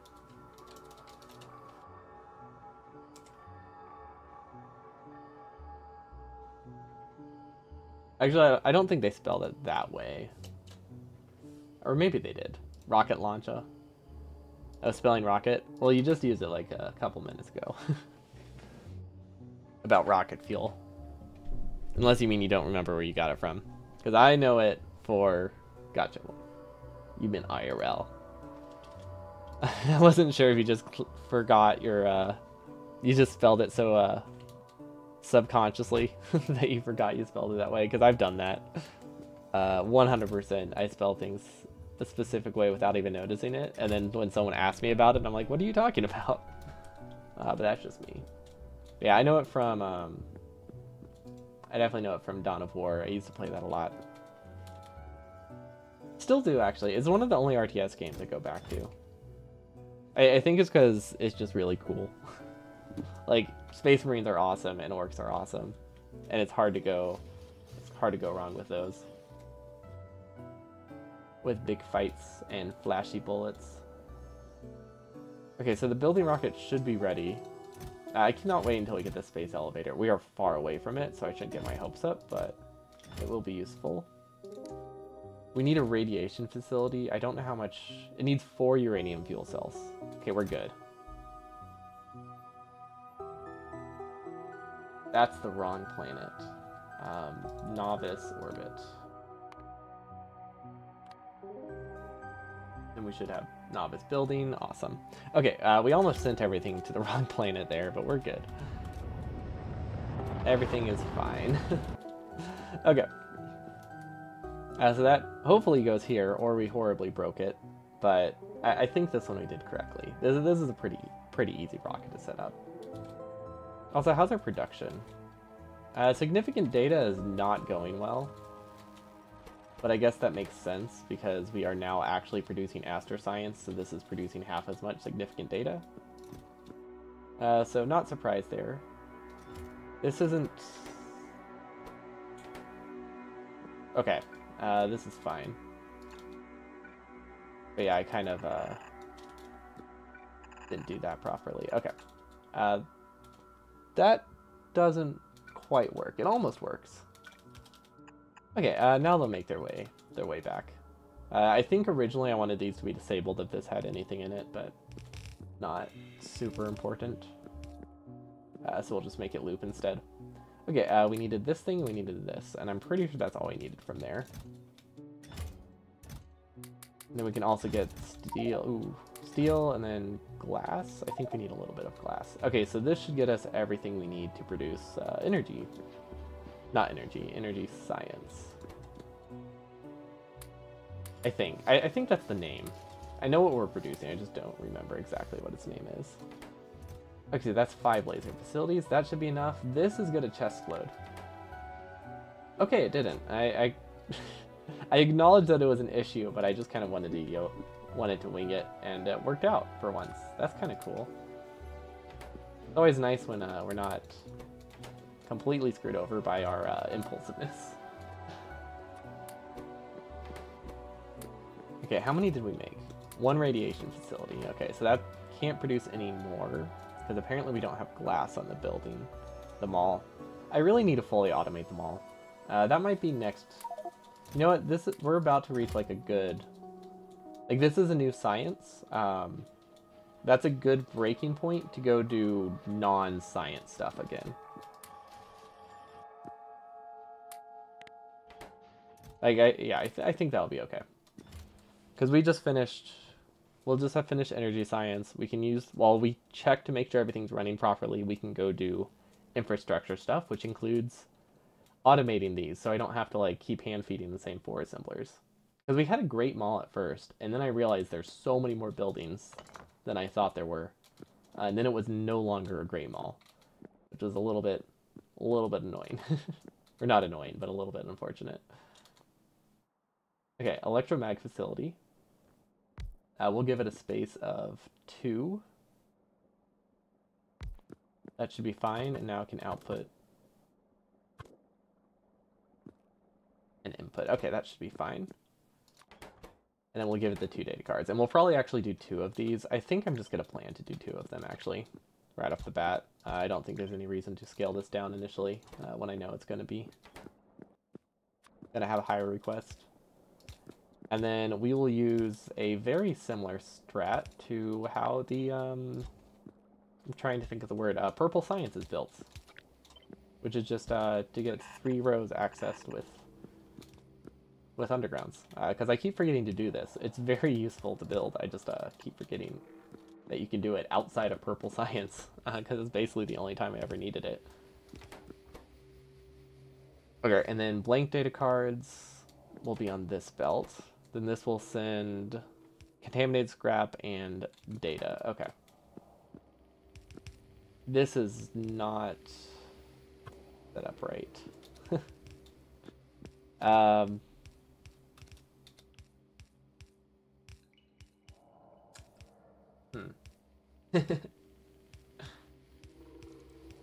These need 1 extra tile in between. Well, yeah, they need 1 extra tile in between. That'll break things. I'm not used. They normally have more inputs and outputs than this, or less. They usually have fewer types of resources going in and out, so I'm not used to it breaking. This should be better. We'll give it... We'll output all on the bottom, because that seems to be a nice, easy spot for it. Then we need space pipe to ground, which we still don't have on our hotbar. You know what? Let's do it. This is what we use most of the time anyway. It's about time we... It's about time we adapt to the fact that we're playing a mod that uses space stuff more than it uses Earth stuff. Okay, and then... I'm actually regretting how I have this set up.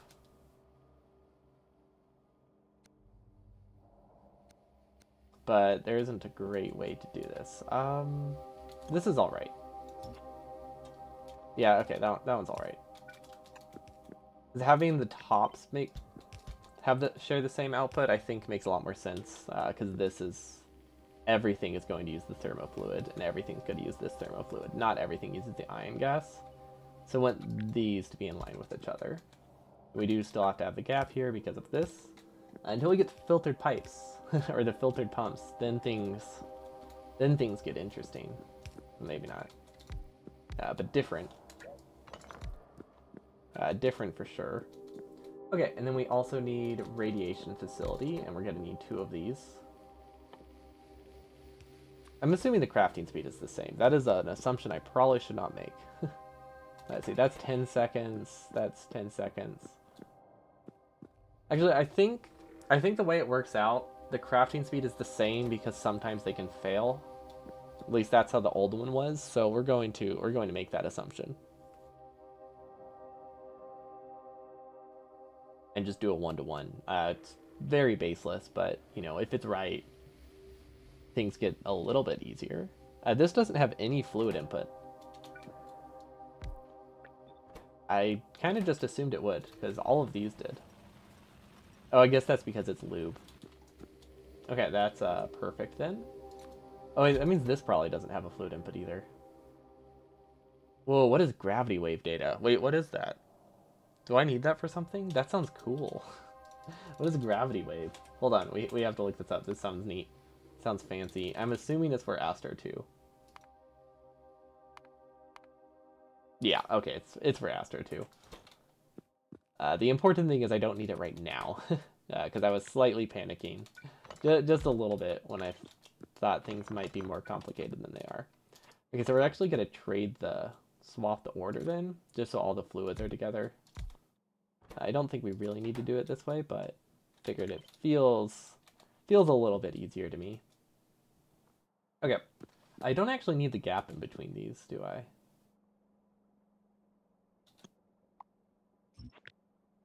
No, I don't need a gap here. Yeah, let's try to make it condense. It feels nice. I'm pretty sure that doesn't break things. It might break things. There's always a chance it breaks things. But what if it doesn't? That's always the question we have to ask. We're actually going to move this down here, though. And we're going to move these over here. There we go. Just because I want to have a pattern. It's not helpful, but it looks nice. And that does slightly matter. And then these can go underground, underground, underground, underground. So that way this way I have room for beacons if I decide I want to use them. Perfect. And then power poles can just go wherever. Can a beacon reach here? Yes. We could also just power them right here. Okay, those should work. And then I said I wanted this one at the end of it. How did I delete these? What even were those? Oh, I must have double-clicked. We have Material 1 and Astro 1, yeah. So the only thing we'll be missing after this is Vitamelange before we have to start going to the tier 3s. Or whatever they're called. Tier 2s. Sorry, tier 2s. Oh, that's how I did it. It makes a lot more sense now. But I didn't have anything selected for deletion, so it deletes the pipes in that case. Or not pipes, but deletes the scaffolding. Which reminds me, let's request some scaffolding. That way we can fix gaps. Whoa, why did that guy blow up? Oh, we have 500 on this planet. Okay, never mind. I thought we were keeping this planet at a lower amount so they didn't blow up. But we just decided to give in. Give myself 500. That makes sense. Because I think below 50 they're invincible. Or not invincible, but less, actually no. Yeah, not invincible, but they can't blow up from transporting goods. Pretty sure is the number. But yeah, we have a very slow material, very slow Astro, and even slower Astro, basically. But we're going to work on expanding it once we have all of the level 1s down. Because I really don't know how much we really need. Like, it's one of those things where I'm expanding so slowly that I don't feel like I need more production. It's just when I look at it, it feels really slow. But it also never feels like it's the end of the world if it runs slowly. Okay, and then we needed the radiation facility, which we should have. Oh, it's green. Yeah, that makes sense. Wait, what can it do? Oh, this is like a space centrifuge. Wait, can you place these on... No, we can't place these on land. Darn, I was hoping to place one for extra crafting speed. But it doesn't even have extra crafting speed, so that won't even help. Okay, so if we can get uranium onto this belt... Ooh, we should be able to keep the same pattern. Which is really cool. We're going to copy these, even though these don't have an output. Just so that way I can build another one next to it if I decide to expand it. Because I think this isn't going to be throughput limited by anything. Really wish that these could be rotated the other way. Like if this was over here, or if this had 2 inputs for plasma fluid, this could look... This whole thing would be 2 tiles less wide, which would be neat. Okay, but how can we connect them easily? That is the question. I guess we can just go up to the top. That should be fine. Yeah, we can live with that. Does that not reach? It doesn't reach. Unfortunate. Okay, well this doesn't need to be super copyable. Okay, now we should be good. Now we just need to figure out how to connect everything else. We should be good. We just need to connect everything. That's doesn't sound very close to being done to me. Okay, we'll connect that by hand. I'm just waiting for when we run into throughput issues, because I have been warned that throughput issues are a very real thing when it comes to the thermofluid. Right now, we mostly have had production issues. Of course, that was from someone aiming for a much larger base than we have.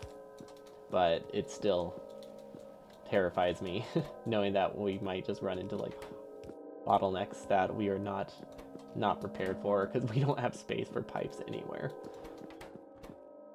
Okay, so this recycles uranium. But how do we do that? The easiest way is to reroute it back to the beginning. I think that's what we'll go with. Yeah, we'll go with that one. That seems reasonable to me. Let's get some filter inserters then. Output. I guess if we recycle everything to the beginning, things look a lot nicer. This can recycle data cards. Okay. So if we do 1 filter inserter for all of the main products, that will keep things a little bit cleaner. Be a little easier to set up, because these can all have all of the filters. There's no reason for these to be separate. So that's a great start. We'll try to keep a pattern here just so I know what's going on. And now the second one can do a blacklist, and we should be fine.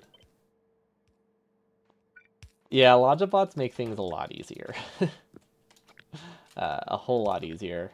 I like the spaghetti so I've just kind of been I like the added complexity of the spaghetti. Like, it's a fun logic problem, but it is significantly worse. Or it is a significantly slower way to do everything. I do let myself use Logibots for some things. Like, I don't mind using them for anything I need for building.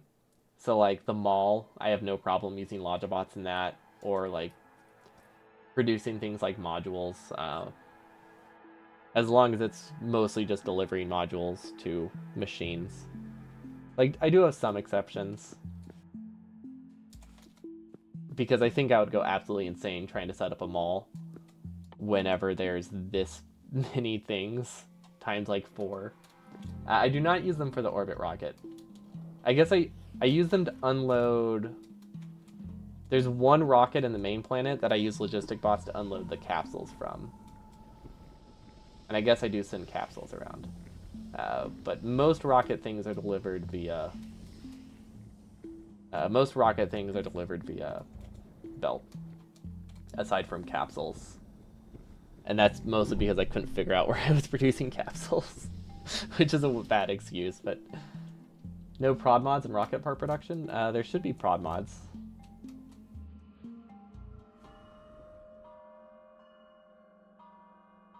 Yeah, we have prod 3s. In some of them. Not everything, though. I might start upgrading the rest to prod 3s. But we have prod 3s in most of the rocket part production. Was there a spot where I didn't? Oh, the unpacking. Gotcha.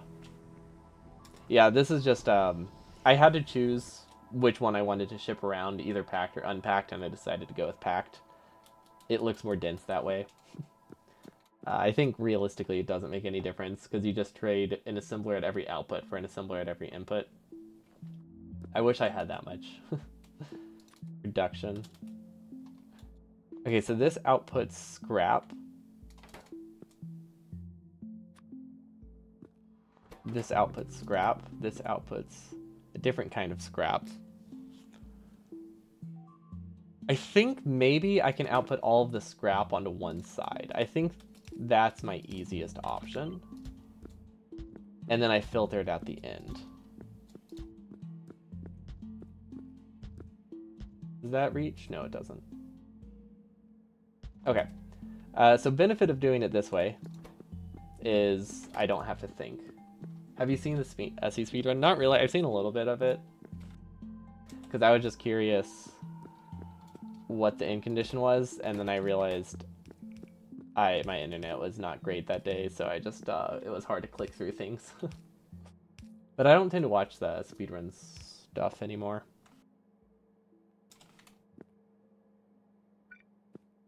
I'm not surprised. I was initially surprised when they said, like, about 18 hours. But then, after thinking about it for, like, a few minutes, like, just, like, a few seconds, I realized it's not that surprising. Because I just thought about, like, the ratio of how long it takes Factorio people to beat Factorio versus how long the speedrun takes. And it's, like, 20 times faster, so it makes sense that space exploration would also be 20 times faster. Yeah, I haven't done speedruns for almost a full year now. Actually, I think over a year. I had to stop because of health stuff. That's why I only do like speedrun adjacent things now, like with meme runs.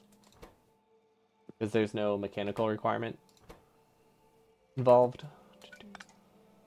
Okay, we need to split this into 4 rows.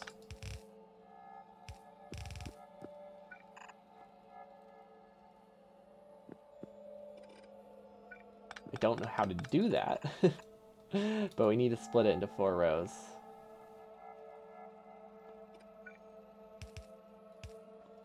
There's also the speed run. Oh yeah, the burner one. Yeah, if we could maybe, if we stretch the meaning of what a speed run is, the burner one is something that we could technically say is a speed run. I've been working on a design for a burner only 100% run, which will follow speedrun rules, but it's going to be like 12 hours and it's going to be played largely with a controller. It's more of just a really fun design idea than it is fast. This is definitely not fast.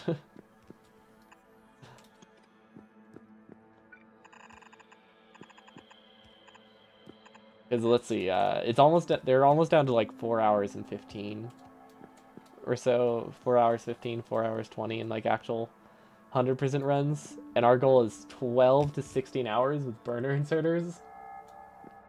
Stretching the meaning of what a speedrun is, that's what all your submissions are. Hey, as long as the goal is to go fast in some way, it counts. That's what matters. Even if it misses the mark, right? Because if I didn't believe that, then I could not pretend that my speedrun is actually real.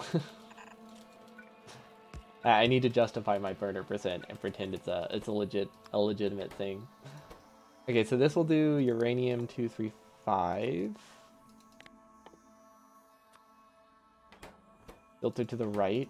Buffer chest would be useful, but I don't think it's strictly necessary. But we're gonna use one. Did we just handcraft a burner inserter? Fast is absolutely the staple of burner percent run. You're right. It is the staple of burner percent runs.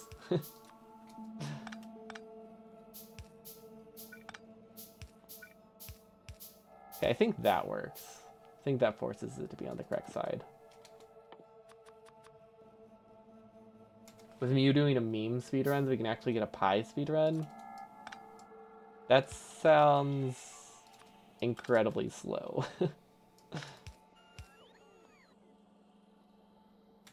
I mean, I know I say that after talking about like burner stuff. In general, the concept of mod speedruns hasn't actually interested me a ton. Imagine validating the pie speedrun. Fortunately, since they're not really official, I don't think anybody would has to validate them. Yeah, you're right. You'll need to give me like 1,000 or 10,000 hours to design a base, and then like another 500 to run it. Maybe we should start with a smaller goal, like Warptorio or something. This works, right? Pi 1 would be interesting. Wait, is there a Pi 2? Are there differences? Am I recycling data? I think one of them recycles blink data. No, the science fact. Oh, up to Pi 1. Okay. I thought, I just figured there was an older version of the mod. Yeah, running to an early science, those are much more manageable goals. Because when I was looking up space exploration stuff, also, is it called blink data card?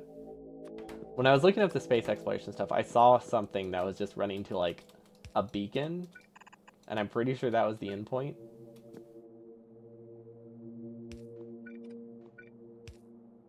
Or maybe that was just what they called the split.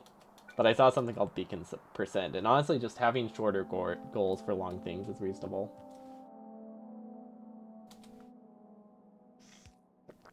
Yeah, going to like so not the first, but second. Okay, going to a non-launch, non-final goal. That's a better way of phrasing it. Something that ends earlier. Was it the same person? Gotcha. It could have been the same person. It was over like 10 videos or something, so I did not look too far into it. Do I recycle holmium in this one? No, I do not. Okay, so we need a contaminated scrap and a regular scrap. And a junk data card. Ooh, how do we deal with junk data cards? That's actually kind of annoying. We'll figure it out. We'll figure it out. For now, we buffer it. Oh wait, we can use the strong boxes. You're thinking of ones with 3 videos? Oh yeah, the one that I saw had like it was a playlist of like 7 or 10. They're broken into a few hour segments. It could have also been the same person, and like a second attempt at it is also a possibility. Ah, it's fine, but I stood on the belt. It pushed me. Okay, we need to do scrap and then other scrap. The only reason I'm separating them is in case things back up weirdly. Scrap and other scrap. Nope, I chose the same scrap twice. No, wait, no, I didn't. They look very similar. They look a lot more distinct with a gray background, but with the black shadow, it's harder to tell them apart. Okay, that seems fine. That's all the buffers, I think. Now we just need to get uranium and blank science cards, or whatever they're called, which we can split off right here. Splitter, chicken dinner.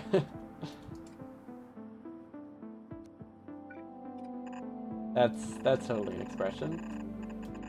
Okay, and then I have these going on the inside for some reason. I guess that works. It doesn't matter that much.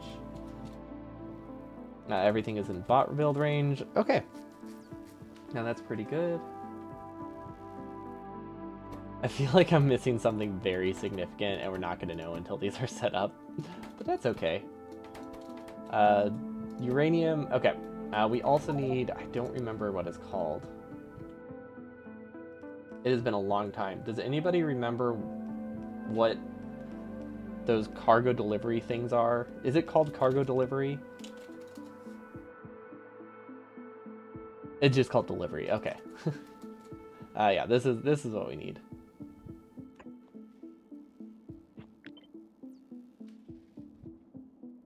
I don't actually like that here. Nah, we'll leave it there. It's fine. We do need a, I think, receiver satellite. I don't know which one. It's been a while since I've used a satellite here. We could probably piggyback off of one of the old ones, but it's a little bit farther away. Oh, wait, no, this one would use the... Actually, no, it's hard to say.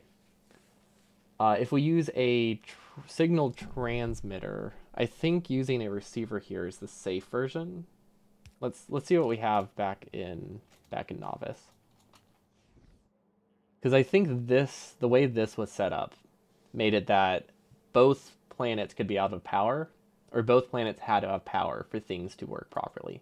So that means I need a transmitter, and I'm just going to give it the transmitter canoe, I guess. That's fine. Yeah, for this setup, what we do is we convert the signal into like a letter, and then... Yeah, we can... Oh, this isn't set up properly. Oh no.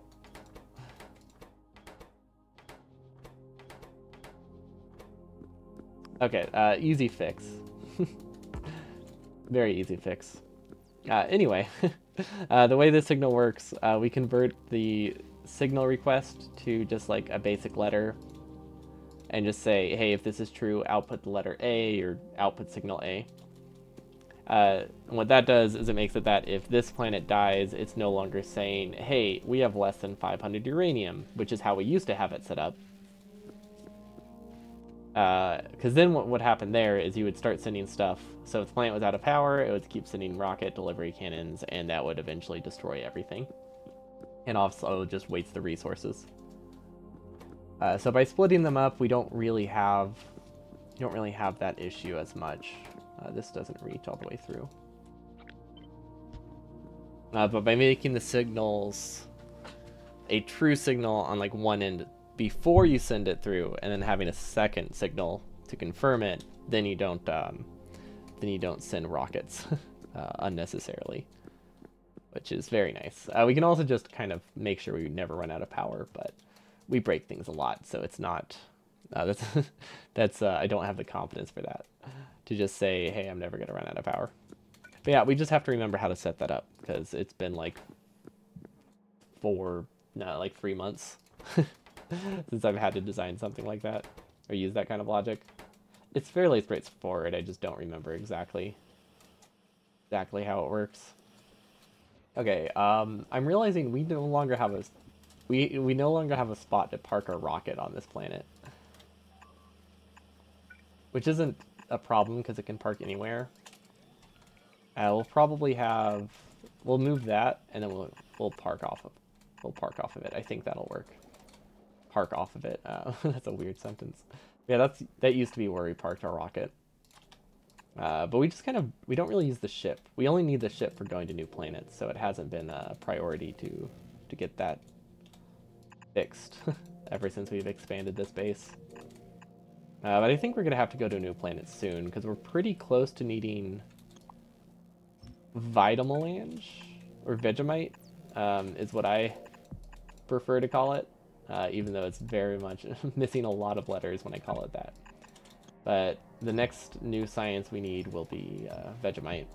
That requires us to go to a new planet, because I don't think we have it on any of our planets, even in small amounts. Maybe one planet has it if I go out far enough, but we definitely don't have a pure Vegemite planet yet. These are not running. Okay, that one should run, and this one's missing uranium. It's also not getting the undergrounds. Okay, that should be fine. You think the big four must spawn exclusively? What are the big four? Holmium, iridium, and stuff? Because holmium we got on our cryonite planet. So that one's not exclusive. They're not on. They can't be on the same planets as each other, but like we have a vulcanite planet and a cryonite planet that we can use. That also have a decent amount of the other resources.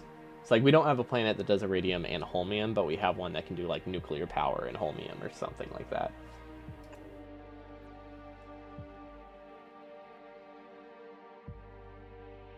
Yeah, gotcha. Yeah, I know our iridium planet doesn't have that, at least. There's a chance that there is one planet that we haven't been to in a while that might have something, but odds are we have to go to a new one. Because I think we tried to find like a coal planet at one point. Maybe that has something, but I might have given up on that idea. Like, it's been a while. We only play this like once a week. So going for super salty planet. I'm missing the joke here. Hold on. What was I talking about? Vegemite. Is Vegemite salty? We don't really have that, so I've never really known what it tastes like. I always imagined it just tasted yeasty. Or is that Marmite? Are those similar in any way? I think they are, right? They're both like yeast products. I wonder how they compare. Vegemite / Marmite is there.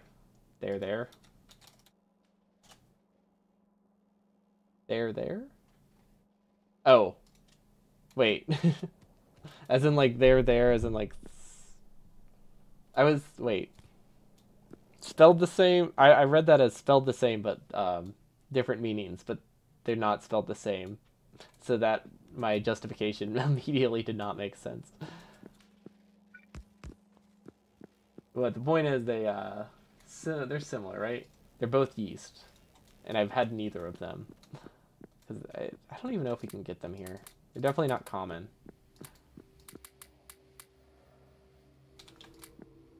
Do we need copper, iridium? We can get rid of a lot of this stuff. Okay, I think this looks pretty nice. It's not fully set up, but I mean, for what it's worth, I think it's good. Me neither. Fair enough. I wasn't sure if maybe you had like at least Marmite.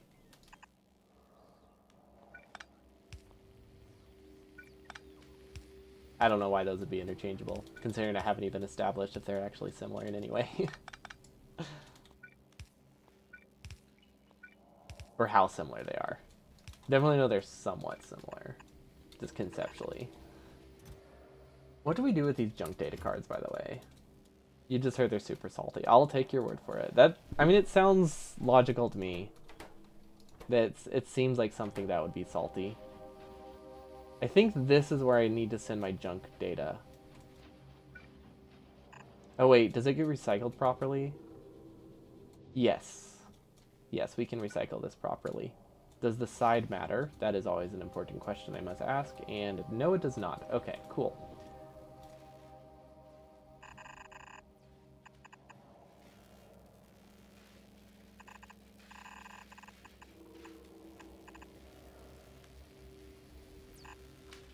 Awesome. That was way easier than I thought it would be.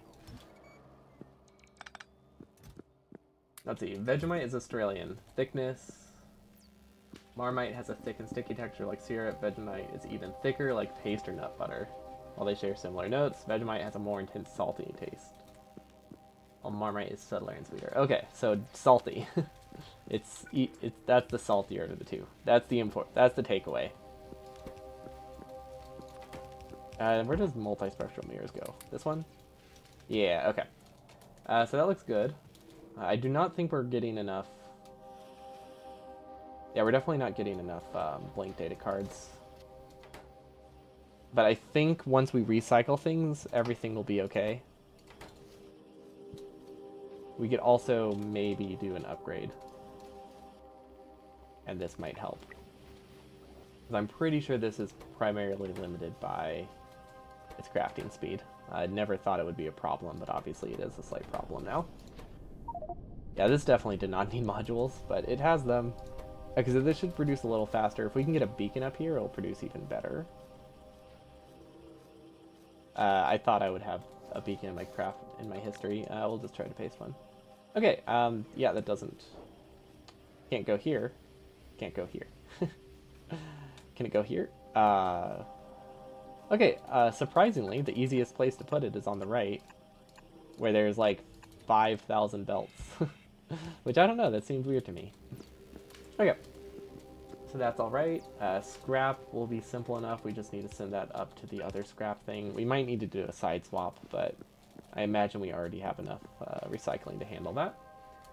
What time is it? Okay, I should have enough time to finish this. Okay, supercomputers. Okay, this is when I have to make a decision.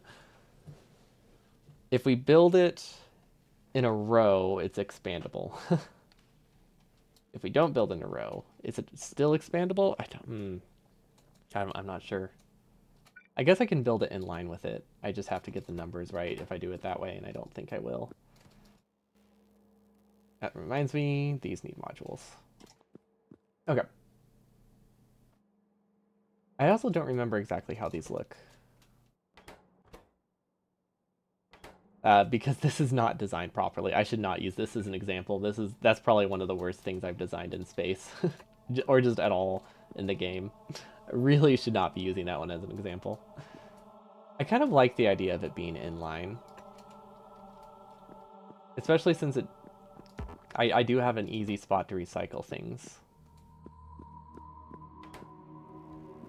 Like the data cards. Okay. Yeah, this is a decent spot. I can probably build them closer too. Ooh, that was the wrong button. Perfect. Okay, I don't remember which side is which. Also, I don't even know if we have any. We should have some. Okay, output is hot. Input is cold. Okay. Output is hot, input is cold. Okay, so it's the same as these. So sometimes you heat things up, so I never know which is which. Okay, so this is energy insight, which is this first one. And then I think I might actually have them output onto the top. That seems reasonable to me. And then let's do another one next to it. I have no idea what the ratio is. Let's actually look at the ratio. This is 1 per 10 seconds. Let's assume this one's the same ratio. And this is 1 per 10 seconds. So it's 1 to 1. And then some also go into this. So 1 to 1 plus some extra. So this seems reasonable to me. No idea what the ratio between these two is. How many supercomputers I have is also a question I need to be asking.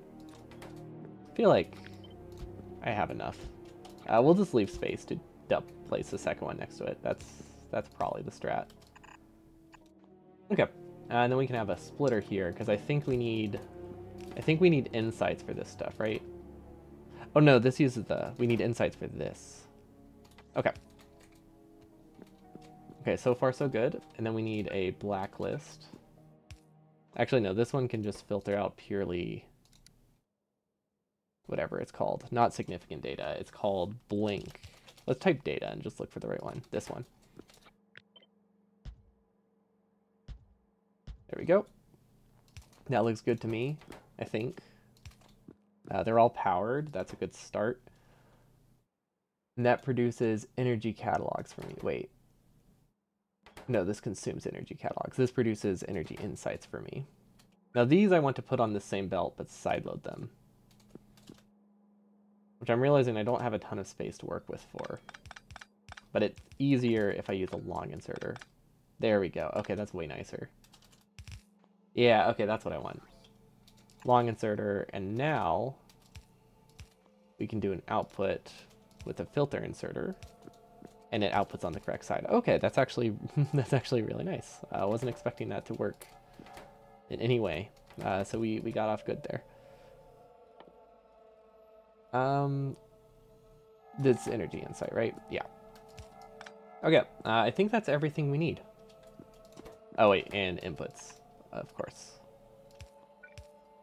for this one. Okay, that fits. This is way neater than this one. Like, this is so much better. In pretty much every single way. They're not even comparable. Like, this is actually, like, kind of expandable. Because we can paste this as many times in a row until we run out of belt throughput, basically. Whereas this one, we've already run out of space for it. It's not expandable in any way. I love it. At least I'm consistent in making things terrible, right? That's something. It's not a great something, but it is something. Okay, now we need to do the space manufacturing. Now these don't need to be expandable. That's the nice thing here. And then we'll have probably a filter splitter here that splits the sciences. That way we can piggyback off this belt. So we're going to cut that. This is going to have to be 2 types of sciences, and we'll probably split them like this. That should work just fine. Okay, space manufacturer. I'm assuming we need holmium, significant data, and this stuff. That seems like a reasonable assumption to me. So we're just going to make that assumption and and build it like that's correct. And if it's wrong, well, then we fix it. But it seems reasonable so far. Why do I have that on my hotbar? Do I really need to use them that frequently that I needed a shortcut for it? Like, come on. Okay, and now we need thermofluid, which we should get from here. I think. Yeah, okay. Also, these pipes are really long. I never really noticed, but the animation... Yeah, the icon for them is incredibly long. I don't love that. Okay. And then significant data. Okay, this is the annoying part. We need to split it into 3s, which I'm fairly certain we cannot do. So we're just gonna split it into 4s unevenly. Yeah, that works. Yeah, that's okay. Half of it's gonna go to energy science. That's the thing we need most of right now anyway, so it should be okay. And then the outputs, all can output there. It doesn't matter to me how those are split up. So that's the only thing we're missing is holmium, which, if spacing is right, we might actually... Oh, that works perfectly. It couldn't have been in a better spot. We completely guessed there when we placed that, but it works out so well. I love that. Okay. I think that's recycling properly, everything properly. We do not have that much thermofluid at all. So while we are recycling things properly, we are not producing enough thermofluid. And everything's already speed 3s. That's not great. Yeah, that's very unfortunate. Yeah, that'll probably be a next week problem. I don't know. These might be easier to expand than I thought. I'll look into that. There is one option that I guess I haven't considered that heavily. Also, this needs to produce more. Do I have speed 3s? I might put a speed 3 in here. Actually, it doesn't need a speed 3. It just needs more output. There we go. That should work. But one option that I haven't considered is switching over to the high efficiency stuff. Because I think you can make a slower machine that cools it down with 1% less loss. Actually, no, it's like 10. It's like 10% of the loss, which doesn't sound like much, but that makes it that you only need new stuff at 10 times as infrequently, which is significant. If you look at the flat numbers, it doesn't really save that much, but relatively speaking, it's really nice. So that might, well, it doesn't save a lot in the long run. It means I don't have to do anything funny right now. Also, we need more. Actually, I don't know why we don't have these. Why don't we have these? Shouldn't we be requesting them? Yeah, it does need a lot more coolers as well.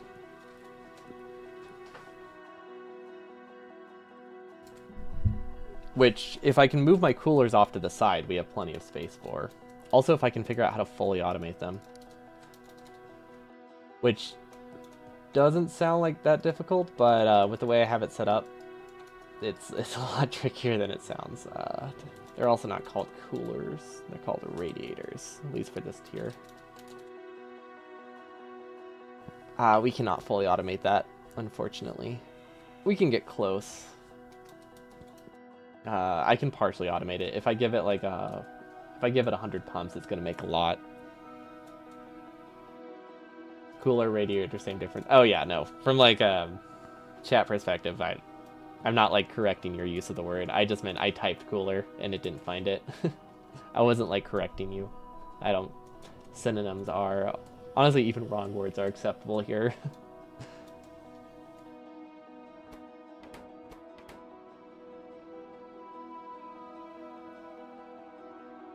We still need to increase our, well, yeah, we still need to increase our production of these blank cards.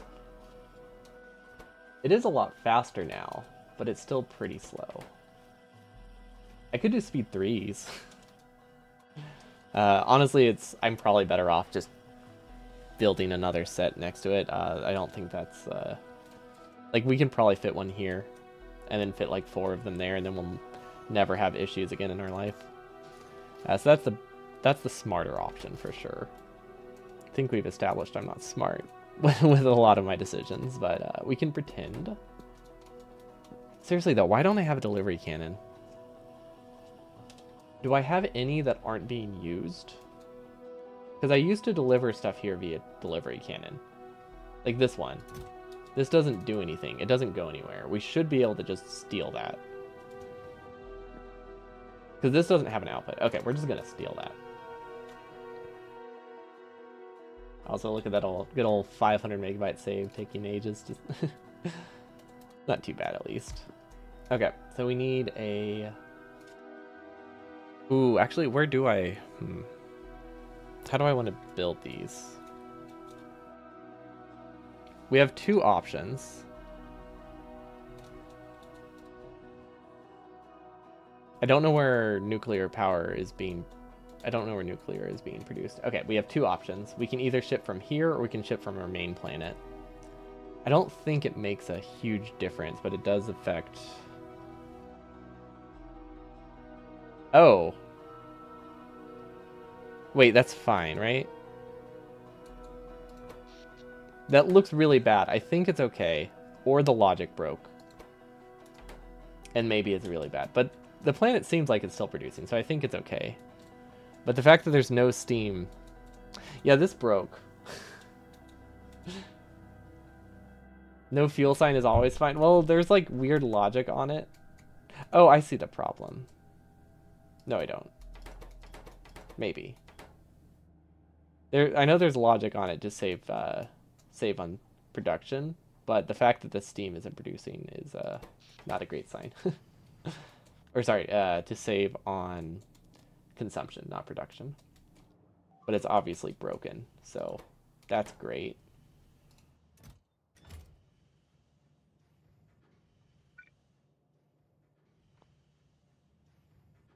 Overfilled empty fuel cells. That's what I'm hoping is the problem.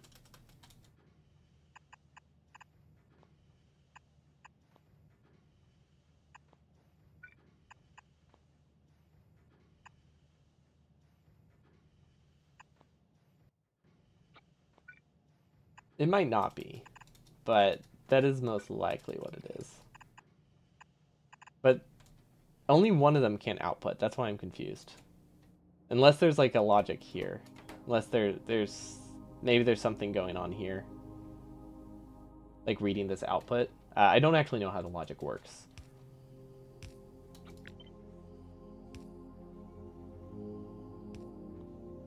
Do we have a filter prio we can copy?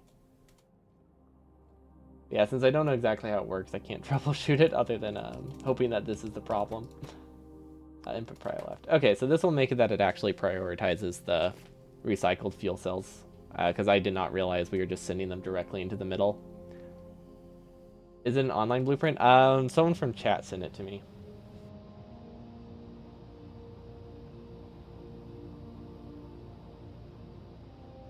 I don't think they're here right now, though.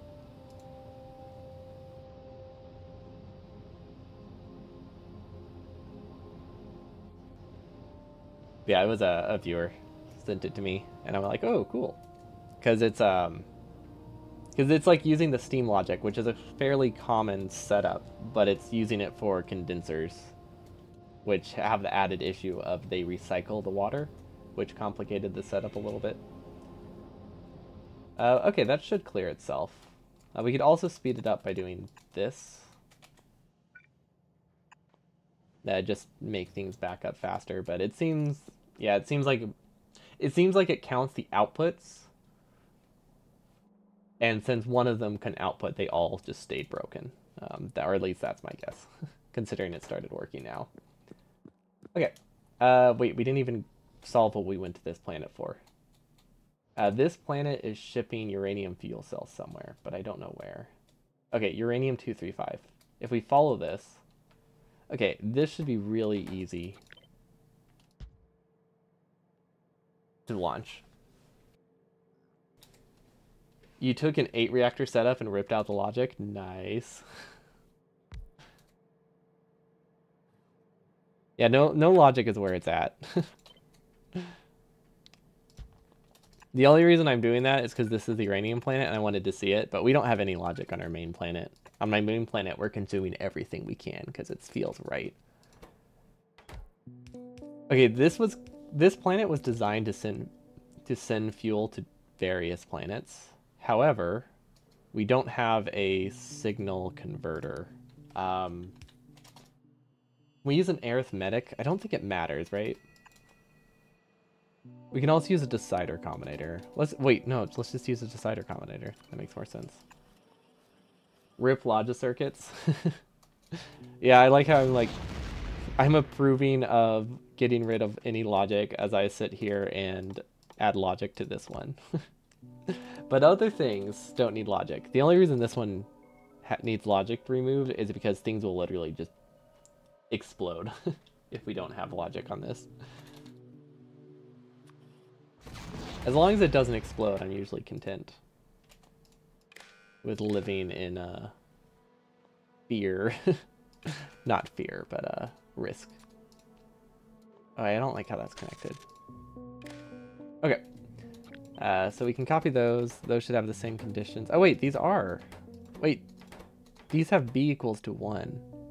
Okay, so these are set up to get a signal. But why am I converting it at the source? Or not at the source?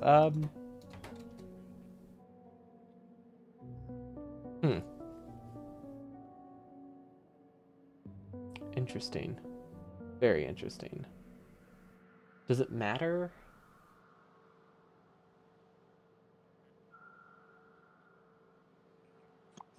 Okay, I think I'm thinking about it in the reverse. I think I see the issue. I know what to do. Okay, we connect this. We give this one C. Okay. You can just ship enough delivery receivers for bots to replace. No need for logic.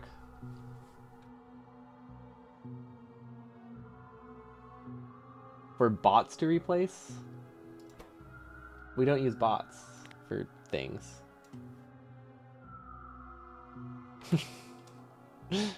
Oh, it's a joke. Okay. I thought there was something I was missing. Oh wait, bots would need logic too, right? I get it. I'm a bit slow. No, you're right. We remove all logic. Definitely not replacing it somewhere else. I like this plan. Oh, that was your joke? Oh, I thought you meant like set up the infrastructure to like... I was thinking set up a logic system to have bots do all the logic and pretend there's no logic on this. But I like yours too. Just calculate everything we need exactly to replace the receiver. Also a fun option. That reminds me, we need to get rid of concrete on one of my planets. Or not concrete, but a lot of landfill on one of my planets. And my plan was to just destroy it with delivery cannons. I think that'll be a fun project for maybe next week. I don't remember the hotkeys for which planet is which. That's why I keep having... That's why I'm just... It looks like I'm randomly clicking around right now. Okay, I think this is where I need to go. Okay, and this... Oh, okay. This is where I have a decider combinator.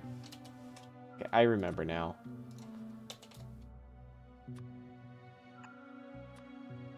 So that connects here. Do I have any on me? No. Okay, we'll just have to wait. What do these stack to? I think this can hold 44,000. Okay, that's a fair amount. And I used green wire, although the color of that doesn't matter that much. But I want to stick with green. Okay, so this goes here, this goes here. And then condition is uranium less than... Not, that's green. Just because it's green doesn't mean it's uranium. You can auto-destroy landfill warehouses with circuits limiting loading a weapons delivery cannon and setting it to auto-fire. Yeah, that's the plan. The issue that I ran into is that the planet that I want to do it on has repair packs. So I wasn't sure how I would be able to destroy the warehouse before bots repaired it. So then I just decided not to do it.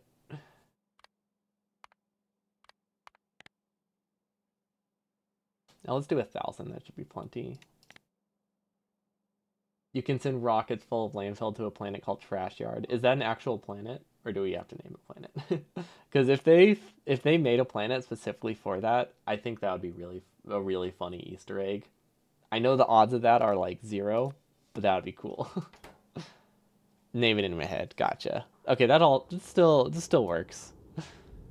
Okay, that's outputting C. Okay, so this should work. I just realized we copied it, and that means it's on. It's not set up properly, so that I guess we're saved by that. Okay, so this is novice orbit. But yeah, I want to do the cargo delivery thing. We would just have like a 500 repair packs that I need to get rid of first to make that work. I could do a requester chest just to like temporarily clear it. That could work. And then I still have the repair packs on the planet. Okay, this should work now. Yep, these are filling. Awesome. Okay, we finally remembered the logic. And now that I look at it, we actually set it up in a decent way. It makes sense now why I have the combinators on the local planets. Spaghetti is real. Ooh, there's a lot of spaghetti. It's very real.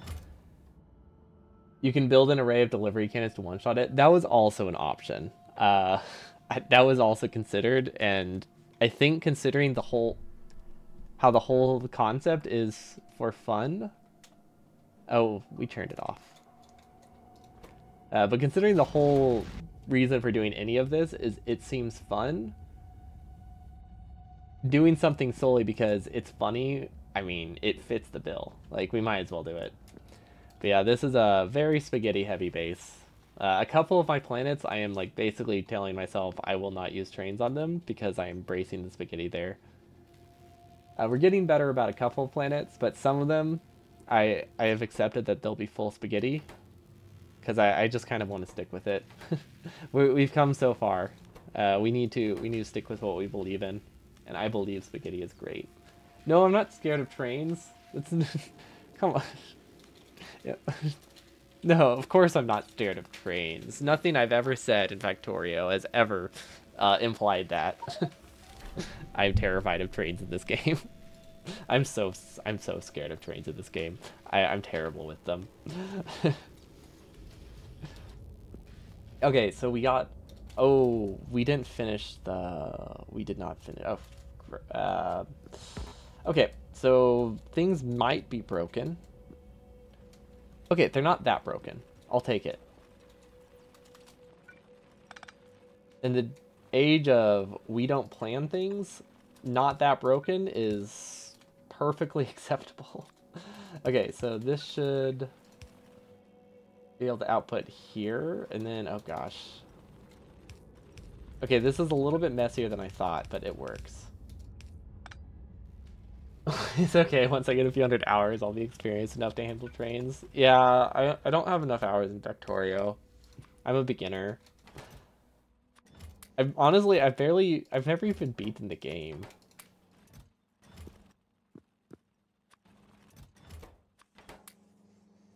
Or, you know, I haven't beaten it like 1,000 times. Like, can you really call yourself advanced if you haven't beaten it 1,000 times? Play with Trains of Vanilla and they'll become super easy. The thing is, I don't really have much of a reason to play. Like, a large base... I don't really have much of a reason to do a long run in vanilla. Like, the only reason I could justify playing around with Trains in vanilla is if I do it with the full the full intent of just playing around with Trains in vanilla.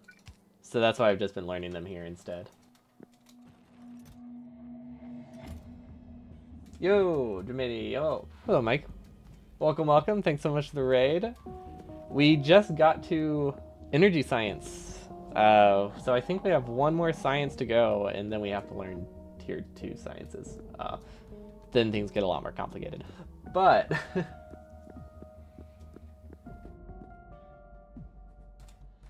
we made good progress. We finally have a functional thing. And yeah, we're still doing space exploration. We just only do it once a week. Sunday is my space exploration day.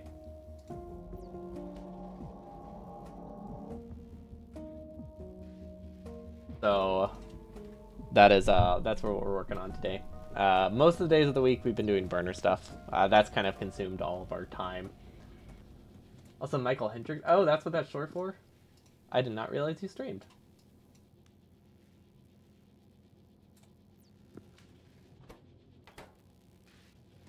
Yeah, still sussy runs. That sounds like sussy runs. Still space exploration runs. We do meme runs on Mondays. Then Tuesday, Thursday, Friday, and Saturday have all been dedicated to the burner designs. We're getting pretty close to it. Also, this isn't working that well. But I don't think it's technically broken. It just isn't good. You just finished the Science Galore? Nice. Is that the mod that just adds like 30 sciences? From like vanilla recipes. Is it this thing? This one. No. Oh, does it chain? I don't know how to use these combined ones. Oh, okay. I need way more science than I have for this. Oh, that'll work. Had the finale. Part 2 of the finale. So when do you get to the finale of the finale? How many finales are there before it's not even a finale at that point? Also, this is really pretty. I like this. Okay, so this is just... Okay, this is just working. Unexpected. Very unexpected. I feel like things shouldn't be working. They're not working great. What I could do, I could add a low prioritization one that's a pure research to help it balance itself. That would go like right now we have a lot of this one. We don't have a lot of astroscience. So that's a good start. We really just need to not produce them here. You usually have episode 1 and its finale's on the way down. That's fantastic. I like that.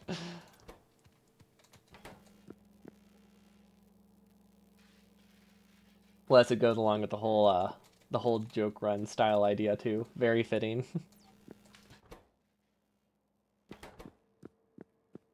Okay, this is you know, we're just gonna assume that's working.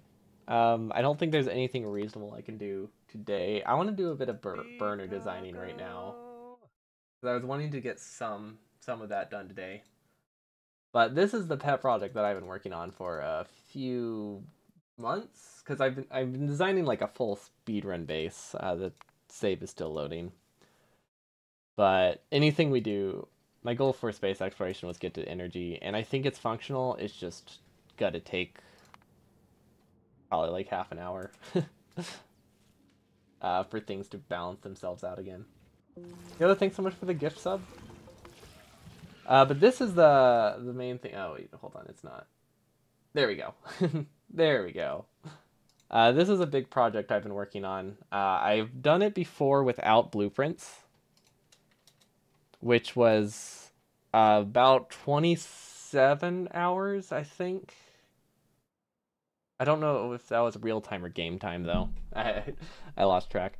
It was about a day to get every achievement with only burner inserters. Purely vanilla, not using the burner only mod, mostly because I want this to be within realms of the actual speedrun. But this one is me designing a base fully ahead of time. We'll be staging the blueprints, and we'll be trying to do this in one stream instead.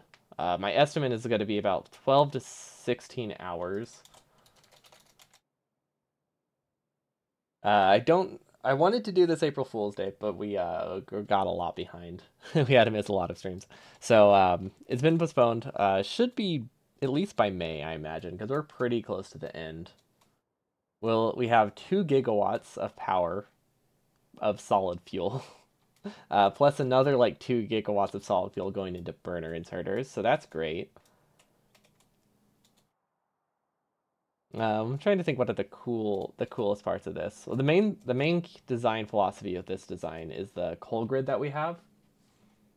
So this keeps things. We don't have that much direct feeding. That's the big thing. Direct feeding is great in small designs or in non-speed designs, but or self-feeding, not direct feeding. Self-feeding inserters are incredibly unsafe.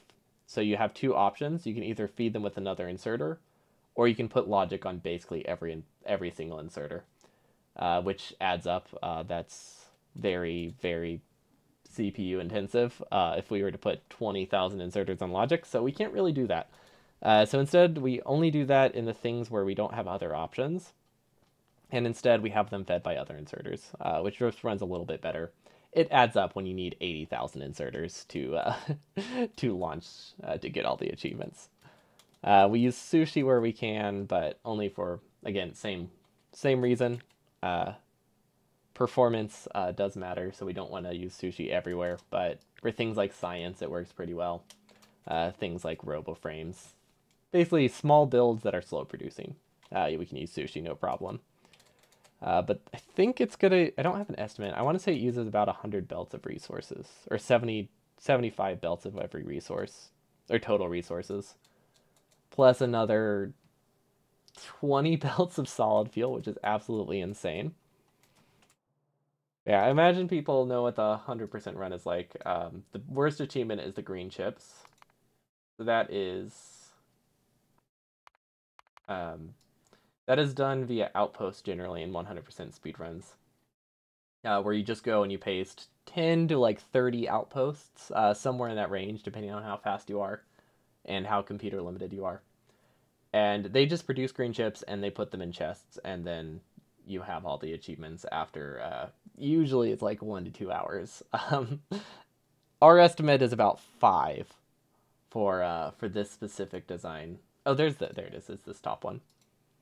But I'm super happy with this one. It saves inserters by using direct feeding. So this right here is the bread and butter. It is decently UPS optimized. It could probably be improved a little bit. Clocking does not help. I did try clocking it at some point. Turns out burner inserters are so bad that clocks don't even matter for them. Like the added overhead of having a circuit on them just kind of balances any savings you have in timing them together. Also, you can't use them on the input, so they're really problematic.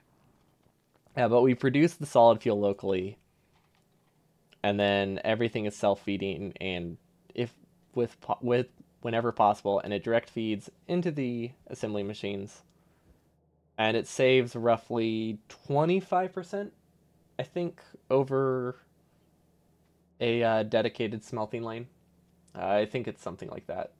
25 to 50%. It depends how you have the smelting lane set up and the output set up. But yeah, this is about 25 to 50% better than the draft design I had, which just used dedicated builds. So super excited to run this. Also, it's incredibly quiet because I forgot we have music disabled in editor mode. Put the soundtrack back on.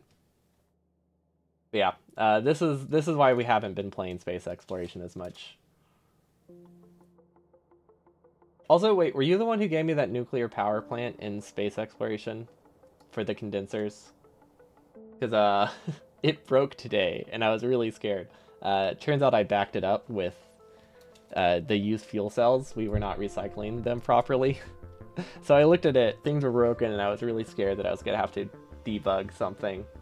But yeah, it turns out one inserter could not fully output, and it backed up. It now has a prio. I thought we set up prio, but we apparently didn't. So it now has a prio, which will help.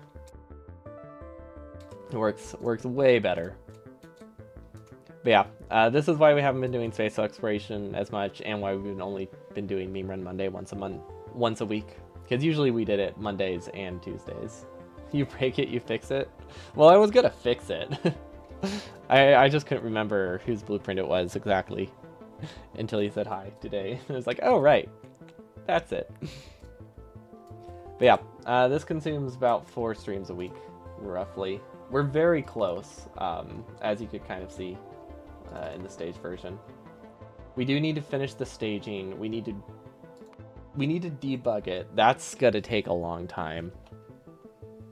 Okay, we're a lot less close than I thought, but we do need to debug it, and I think there's gonna be a lot of issues, partially related to the stage mod.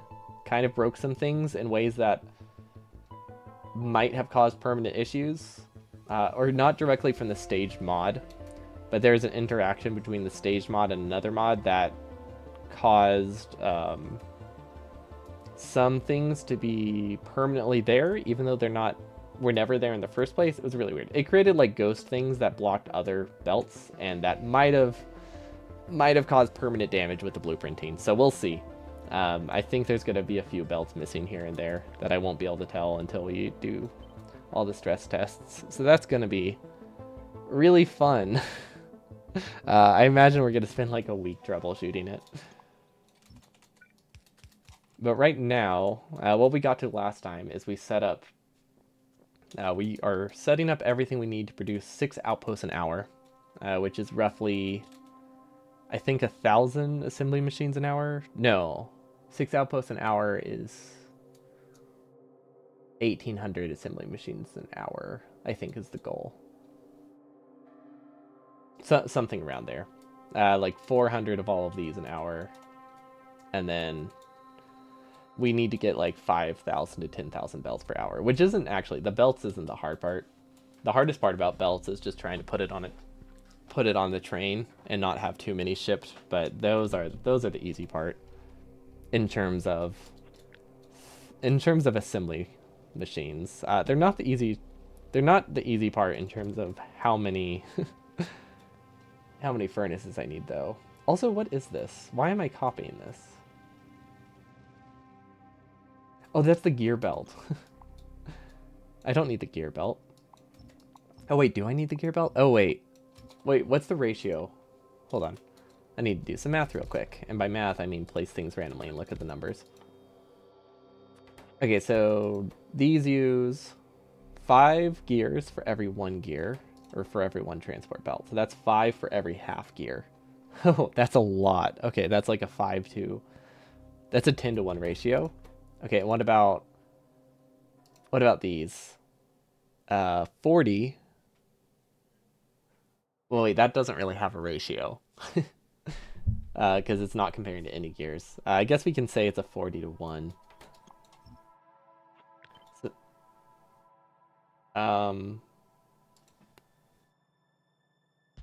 hello? That might be the end of the stream. Hello? Did I bump something? My graphics card is doing something weird. X1 precision. Well, the stream was okay, but I couldn't... It wasn't a stream issue so much as it was a I couldn't see anything issue. So, like, I figured it was still recording, but, yeah, I was just gonna have to force close it. Well, you can see it. Okay, that's good. I think... MSI Afterburner. Is it,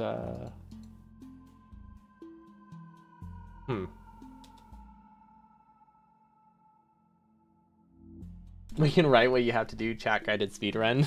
Well, I couldn't read chat either. I would have to pull up chat on my phone. Now that would be something. I have actually thought about that. But I would definitely need, it would need to be on a day where I have a larger chat. Yeah, it's a great idea. I think it's a run that would require like 100+ viewers to work. Or just a few very active viewers, but it would be hard to plan around. Also, I accidentally loaded. Okay, now everything's going wrong. But yeah, basically, my screen just went black, and my other screen went black. I think it's possible that it just tried to connect to like a different display. Like I might have bumped my TV on or something. At least I'm hoping that's the issue. Except it would take 100+ hours. I don't think it would take that long. It might. We would probably start with something simple, like steel axe or something. Conceptually, that would be a good starting point. Okay, hold on. I have to go to event viewer real quick. Okay, so I didn't get any critical error or anything. So at least it wasn't like a driver crash. The delay would be very annoying. Oh yeah, you're right. The delay would be pretty off. Because like usually in something like chat guided Mario or something, it's just that you can just say go forward and they can probably figure something out from there. But here, move the mouse 5 seconds to the right. 1 second's current delay is manageable. It's more that I think if I played with a controller, it would be a lot more manageable. Because with a controller, you could say like go right 5 squares. I think that's the thing. I would have to play with a controller to make this work.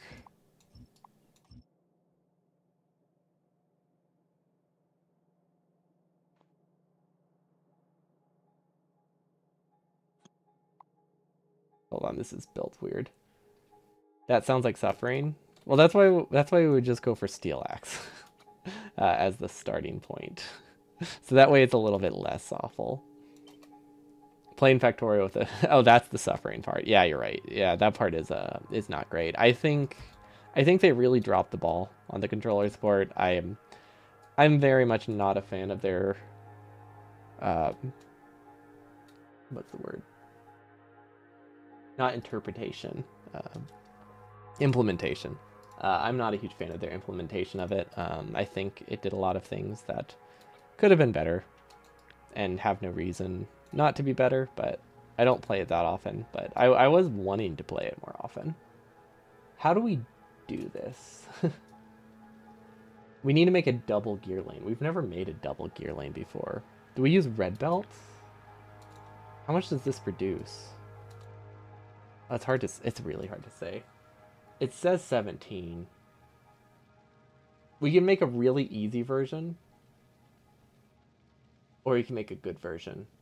Let's do a mix. Maybe that's the strat.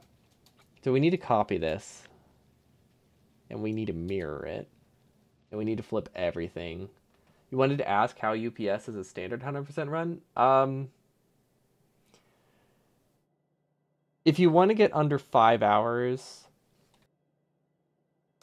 or like if you want to start getting like below like 5 hours, you get UPS limited pretty significantly, unless you have a good computer. If you have like a pretty top tier computer at the moment, I think you're not that UPS limited by the end of the run. I think it's still a consideration, but it's not as bad as it was like 2 years ago. Like the newest generation has a lot more leeway. But generally speaking, by the end of the run, you're pretty close to 60 UPS. If you have like a pretty like recent mid-tier or high-tier CPU, you still get pretty close to the 60. So it's definitely a consideration. It's definitely something that affects the runs. Just not as significantly as with burners. Because they get UPS limited. They're producing like, what, 10, 15 million green chips per hour? Or like 15 to 20 million green chips per hour by the time they're UPS limited. Meanwhile, I get UPS limited at 6 million. So I have 4 hours left in the run by the time I have UPS bottlenecks.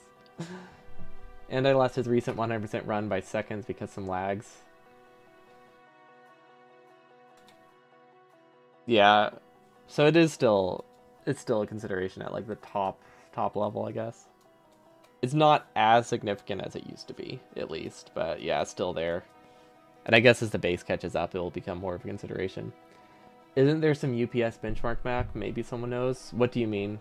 There's lots of benchmark maps, but what purpose would these serve?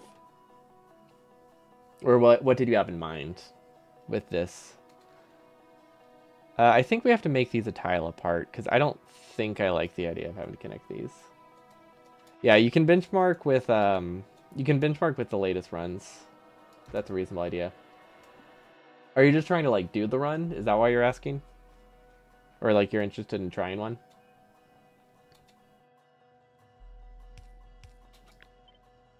Yeah, downloading like their recent runs, because I think it's required to submit either the map or the blueprint save. I don't remember which one, but a lot of people submit the map. So if you download those, you can usually get a good estimate. Oh, hey, Roger.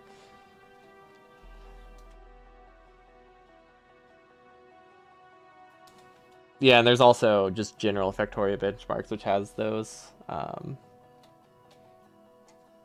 older saves. But I mean, if you can get 60 UPS on those, you're probably good to at least get a decent time, or not be terribly limited, down to a reasonable time.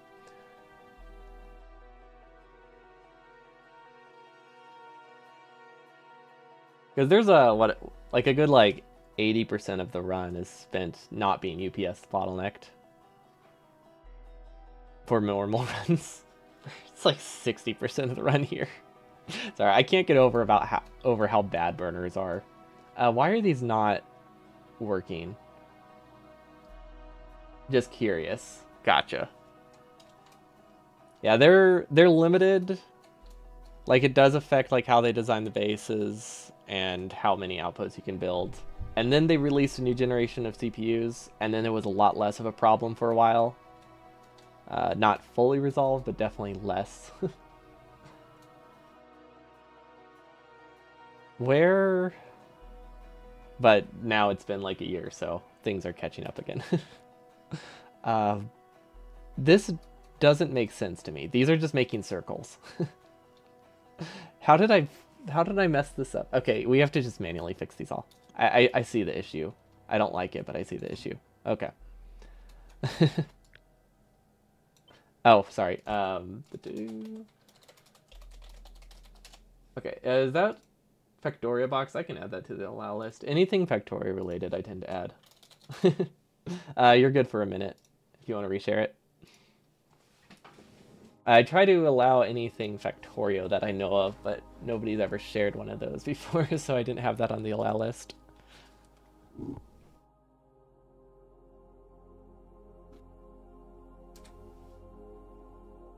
Okay, so basically I copied these, and I'm trying to combine them into one fuel belt, and the only reason I'm doing that is because it saves like one tile. But I don't even think it saves the tile. It almost saves the tile. But I accidentally copied it in a way that makes two loops. And I'm trying to figure out how I flip all of them in the least awful way.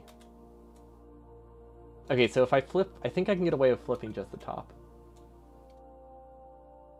TLS 11 should not be used anymore. What's TLS 11? Is that one of the benchmarks? Or just a benchmark map?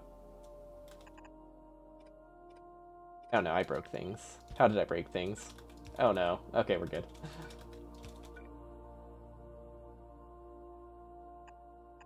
Alright, speaking of control, well, not speaking of controller, it was a while ago, but I will be doing half of this run with a controller, so while I don't like the controller support, I will have to use it, so that's going to be fun. See ya, thanks so much for the raid, have a good night. That is a cryptographic cipher for the Reb, and it is included in the downloaded command for Windows. What is this? I don't know how this relates to a Factorio box. Or whatever we were talking about. I think I'm missing something. Some understanding of what this is. Okay, I think we flipped them all. It still looks a little bit broken, but less broken. That's something.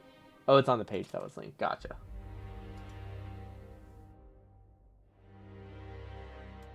Oh, it just uses PowerShell. Gotcha. I've never really gone to Factorio box. I see. Okay, I think we set this up right. I have no reason to believe that, but I feel like we did. And then I think if we flip these, we're good. I was considering using Factorio box when I got a new CPU because I was curious. Oh no. What did we sideload? Oh. That's fine. Oh, I just flipped it. Okay.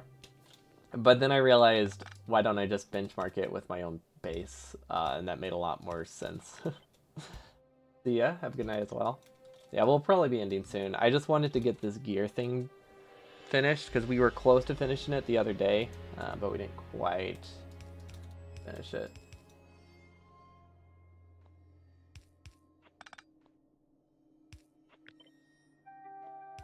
Okay, I think these both need to be red belts to work, but that's fine. Red belt's incredibly cheap at this point. This is literally a red...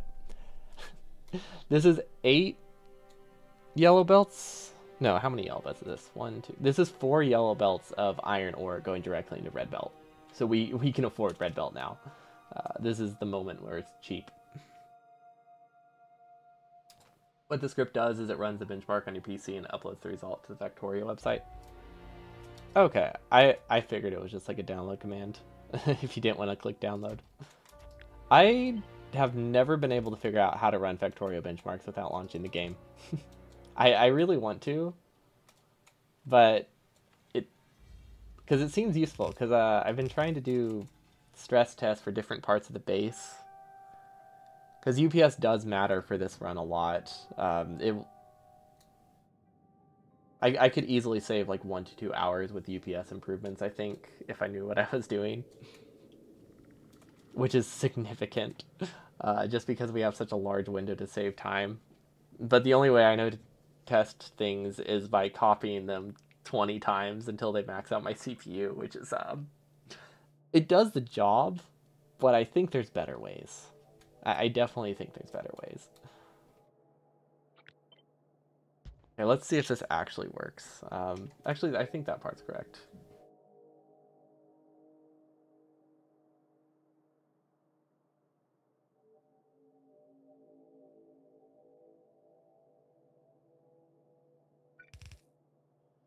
I should be aiming to not download them.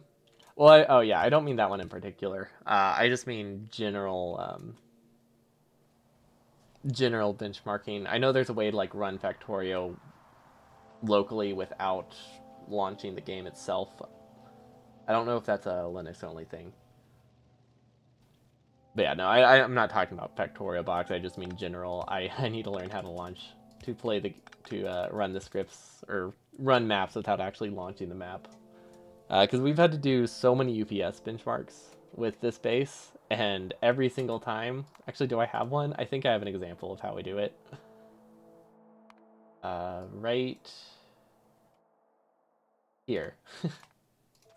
I think I did this one offline, so I don't think that number is correct. I think it's about 67 UPS. 63 to 67, it fluctuates. But this is how I benchmark.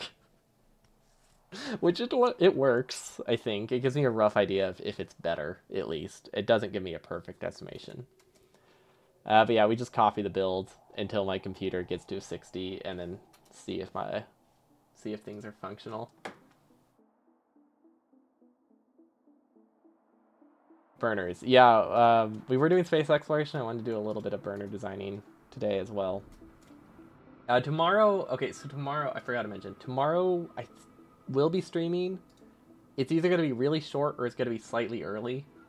I'm not sure. I have something to do like in the middle of when I would normally stream. So I haven't decided yet if I'll take a break or just stream an hour early. But tomorrow's schedule is going to be a little bit weird, but we will be doing more hand-fed only tomorrow. What was I looking up? I was looking up a calculator. Unacceptable. Yeah, unacceptable. No breaks. Yeah, we if you can't tell, we did not make our April Fool's goal, which makes sense. I had to miss so many streams this past couple months. 36 times 60. Okay, so realistically, this doesn't have a main base, but the main base isn't a huge portion. I think we'll be able to get up to about 7 million green chips per hour, hopefully, before UPS is a problem.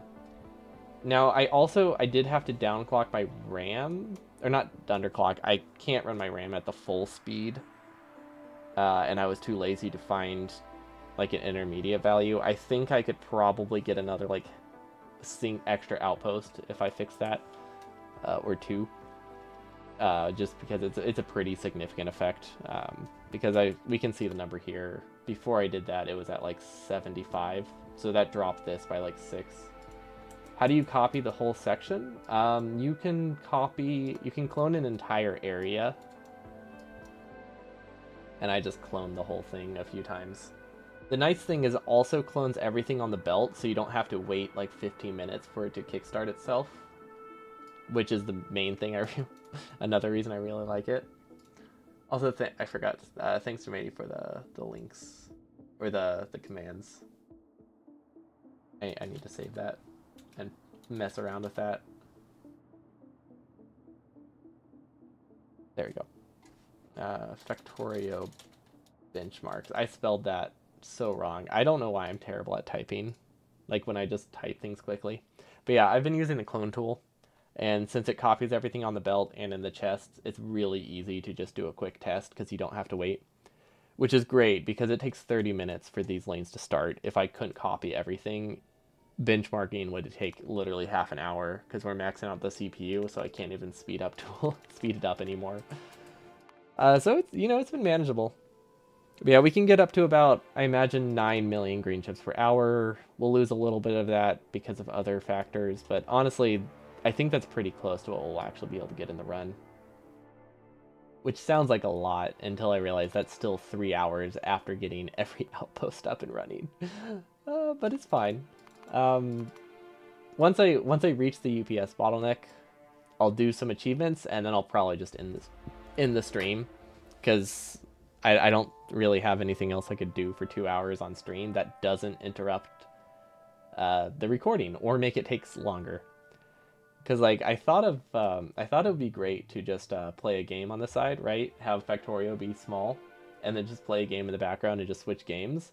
Problem with that, now I'm making it take like twice as long because I'm using my CPU for something else. And because of how my setup is, I can't even play like Suika game. Sock stream? What, just show my socks? Just give a guide, just give a tour of every sock I have. Honestly, that could fill like an hour. If I just talk about my socks for an hour or two and show pictures of them all, that would take a while. I don't have a camera for it, but it would kill time. Usually if the UPS goes down, it's not a problem as long as the percent increase in GC is relatively higher. Yeah, so we could get down to like 55. Probably. But after that, the proportional increase starts to be pretty low. It's like we don't have to aim for 60. I think around 55 it starts to not be as proportionally higher. But we can't be that much lower than that. I think we'll be aiming for 15 double outposts is my current plan. Just with the way that I have to connect the patches, or with the way this outpost is set up, it seems a lot easier to hook up, because I have to do liquid fuel to all of oil to all of them. It seems easier to connect 2 copper patches to 1 outpost than it does to do twice as many outposts that are smaller. With your old PC, you calculated that 48 UPS was really? Huh. Okay, maybe I could aim for a slightly lower one. Because I do want to do a second run at some point. Maybe I could, maybe I can lower the UPS goal. I assumed the breakpoint would be around 55, but that's not really based on anything. That's just when it felt like I couldn't get a 10% increase anymore for 1 more outpost. But yeah, that was just a complete guess. If you could get to 48, I might be able to go a little lower too then. Because I think conceptually the idea is still the same.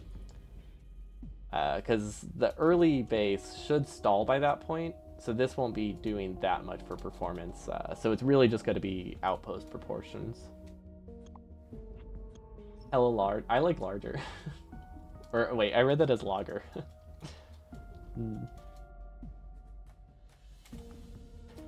These aren't working, and I'm slightly concerned. I don't know why, though. Oh, power.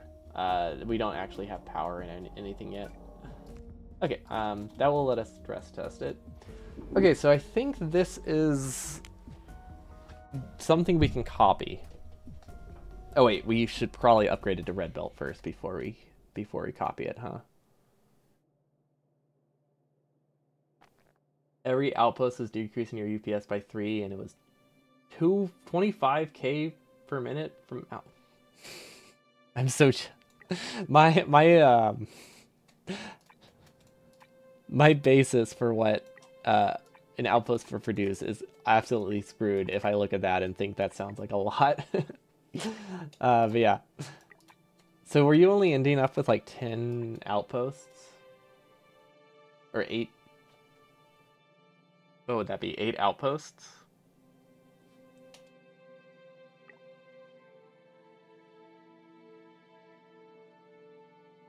Is that how the math works? Yeah. Okay, yeah, I could see how you can get down to 48 in that situation then. Yeah, for me, my outposts individually are... Well, if I do the double outpost, I want to say it's 12? No, wait, okay. Hold on, we have to do...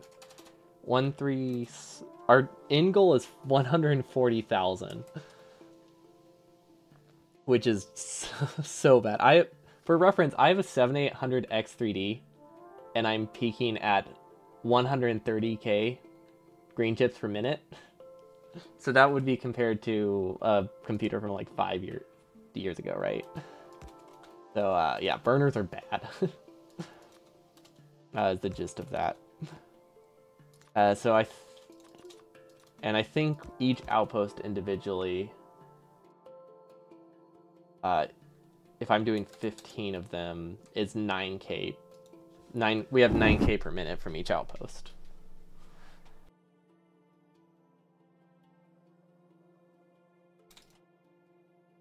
Yeah, I didn't have one, but it was a gift from someone to help with the run, largely.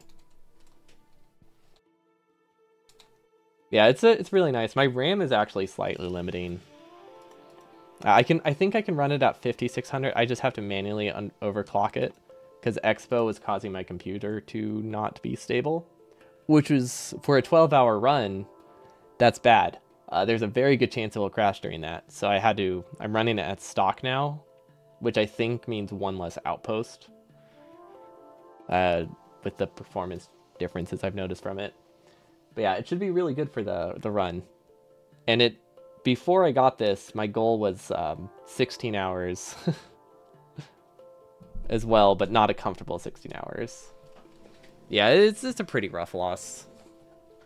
I mean, it's only the difference of like maybe 20 minutes, probably. Probably quite a bit more than one outpost. Oh, they're pretty small outposts though. It could be 2. Or sorry. No, yeah, you're right. Yeah, it's I think it's only gonna be 2 outposts lost. Because I do have a benchmark from before and after. And the UPS difference isn't huge. Like, it's significant, but I don't think it's gonna lose me more than like 20 minutes. What am I looking for? Yeah, I'm thinking the fact that it's DDR5 probably helps make up for the fact that I can't run it at full speed. Like, having it run at full speed maybe isn't as massive of a difference as it could be. I don't know. I definitely was expecting the performance loss to be a lot more. But one of the outposts ran at like 72 or 72 or something before when it was max speed, and it's like 67 with the underclock, which I think, assuming it's proportional, is about 2 outposts. 1 to 2 outposts. It's like 1.5 outposts. Maybe I should make a half outpost. No, that wouldn't be worth it. Latency is horrible. Yeah, latency is pretty bad. Maybe it's just the 70x. Maybe it's just the 7800 that's carrying me. Like a 25 performance loss. But I'm not getting a 25 performance loss. Unless like it just scales horribly. But because I have the benchmark from before and after, and it was only about like it was about 10% max. Yours is at a nice cozy 40 degrees while running Factorio.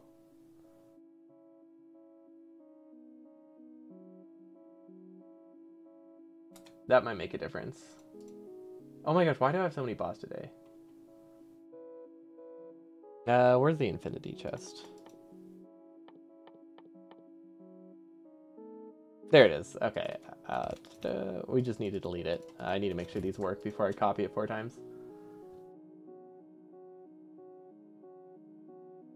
It depends what you're comparing it to, Red Wraith. Like, the benchmarks for the 7800, if you don't do mega bases, well, I guess everything's a mega base. If you go for like the difference between like a 10k science per minute base and like a 50k science per minute base or something, the smaller one is going to disproportionately favor the 7800X 3D like by a lot. Like, it's gonna be twice as good versus like 30% better for larger ones. So, like, it really depends what bases you're comparing. Because, like, for small bases, this new CPU is like twice as good as my old one. For large bases, it's like 50% better. So once you start to like make larger bases, it doesn't seem as... I mean, it's still a very good CPU, it's just not as disproportionately powerful. These aren't running. How are these ghosts? What? Oh, it's because I was holding shift the whole time. Okay.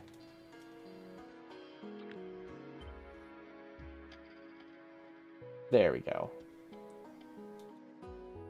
Cool, now it's just broken.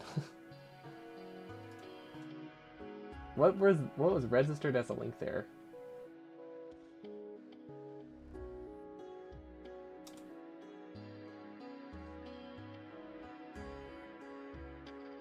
You don't make aces, but load speed and map refresh look a lot slower than antis. Okay, yeah, I don't know what affects those things. Because I have noticed some people refresh really fast. Although I don't really re-roll for maps. Yeah, it registered the lack of your accidental B as a link. I wonder if I can exclude things like that. Why isn't this working? Does anybody... Oh. Oh my gosh, this can't be flipped. I mean, it can be flipped, but I have to manually fix everything. Actually, wait. Yeah, okay. I did not realize this was not a design that could be flipped. Okay, that's fine. That's why we checked it before we before we built 20 of them. Was that the only one? Oh, this is the only one that's okay. This is never mind. This is way less bad than I thought it was. I thought we had that splitter in every single assembly machine, and I thought we were gonna have to fix them all, but it looks like we're good.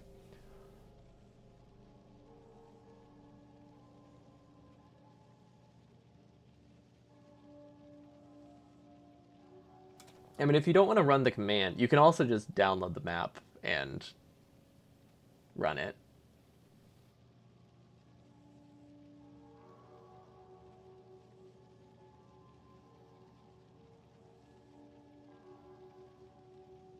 It's a little bit more work, but if you're not like regularly running benchmarks, it doesn't matter that much to just run the map and get a UPS estimate. Maybe a little bit. We'll run a little bit slower because graphics card, if that ends up being limiting, but you can always just download the map, which I think there should just be a download link at the top of Factorio box. You'll have to send an updated version of the scenario last week, fixed after the multiplayer. Fixed? Wait, what was wrong with it? Yeah, I'll definitely, I might just try manually overclocking. Or maybe I can just run at like 5800, just like a little bit slower. Because I think I could get it to be similar. There are just slight instabilities, like once every couple days it would cause issues. I feel like it's pretty close. It's almost able to be ran full speed. Something with fluid barreling. Oh no. Oh no. But yeah, I would like to have that performance, because saving 30 minutes would be nice. Not the end of the world, because it's not a competitive run. But I'd like to go to sleep. Because I have to start the run at like 9 a.m. And it would be nice to sleep after that. Because I think if it takes 12 hours, I'll be good. If it takes like 15, that's cutting it close to my bedtime. This seems to be working really well, though. Okay, now we need to figure out how much we're actually producing. Let's pause it. We're just going to run it for... Honestly, tick custom seems reasonable. See how much it produces. Because I think we'll have to just... If we can use this... We can estimate. We can also split it. But I want to see if they're actually running full speed. Because we might have more iron than I think if they're not. That was useless. I didn't realize my inventory was full. Or already had gears in them. Okay. There we go. It's fine. Let's see. At least we can run the stage mod. We need to start disabling stages again. Pretty much every active stage you have decreases your performance proportionally.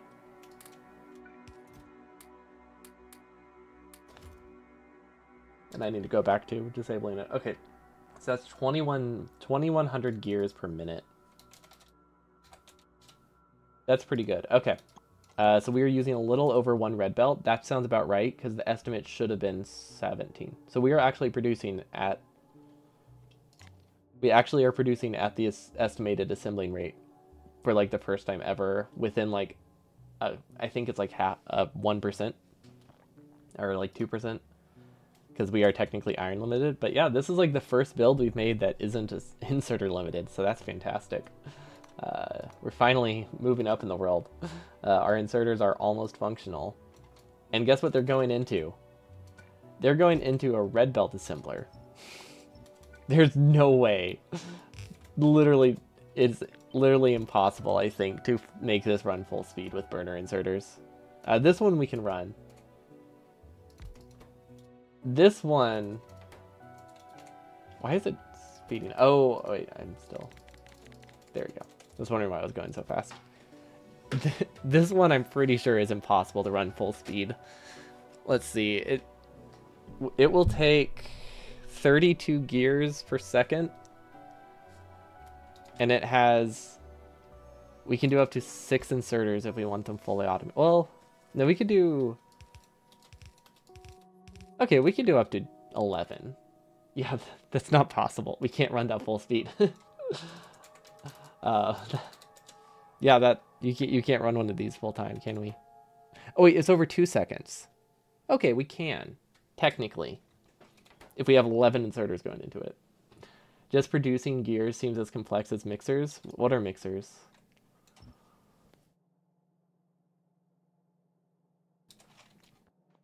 But gears is great. The only thing complex about this is redoing the fuel every time. Well, not complex, but the only thing tedious about it is redoing the fuel every time. Because you have to manually do the fuel belts if you change how it tessellates. But on the bright side, if we do a second one, we can just cut and paste, so that's nice.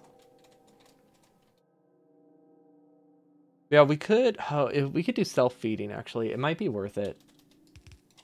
On the other hand, we have this much space to work with, and I'm pretty sure the only thing we have to put in there is red belt, so we probably don't need to worry about self-feeding. I think I would rather have it be consistent. Can we use red belt here? Technically, yes. And then we can downgrade it. I don't think that's a good idea, but we can do that. The LDS blue-red modules for silo silence.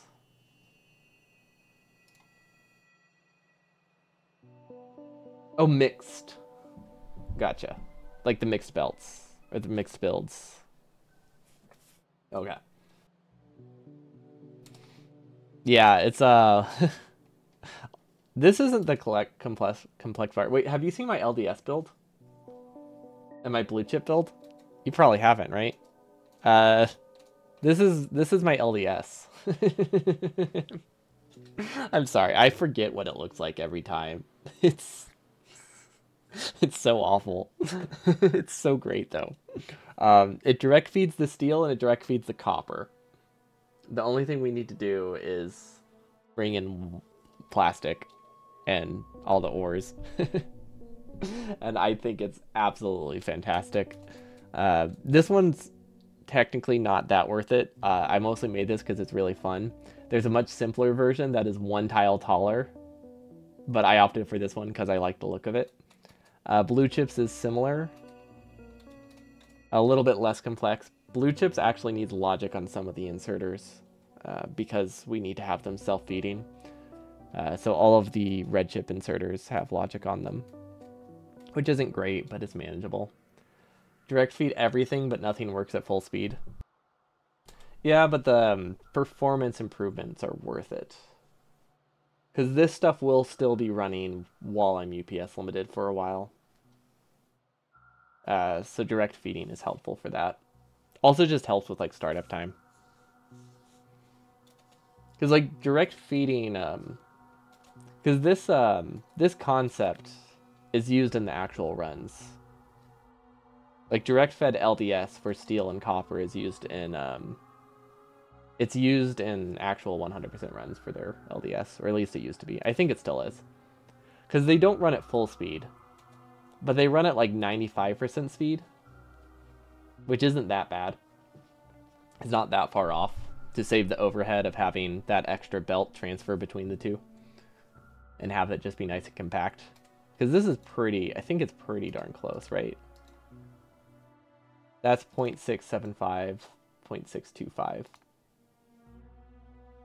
I don't know what that ratio, I can't think of numbers, but let's see. What is that? 92% speed? Yeah. So you only have to make it like 10% wider.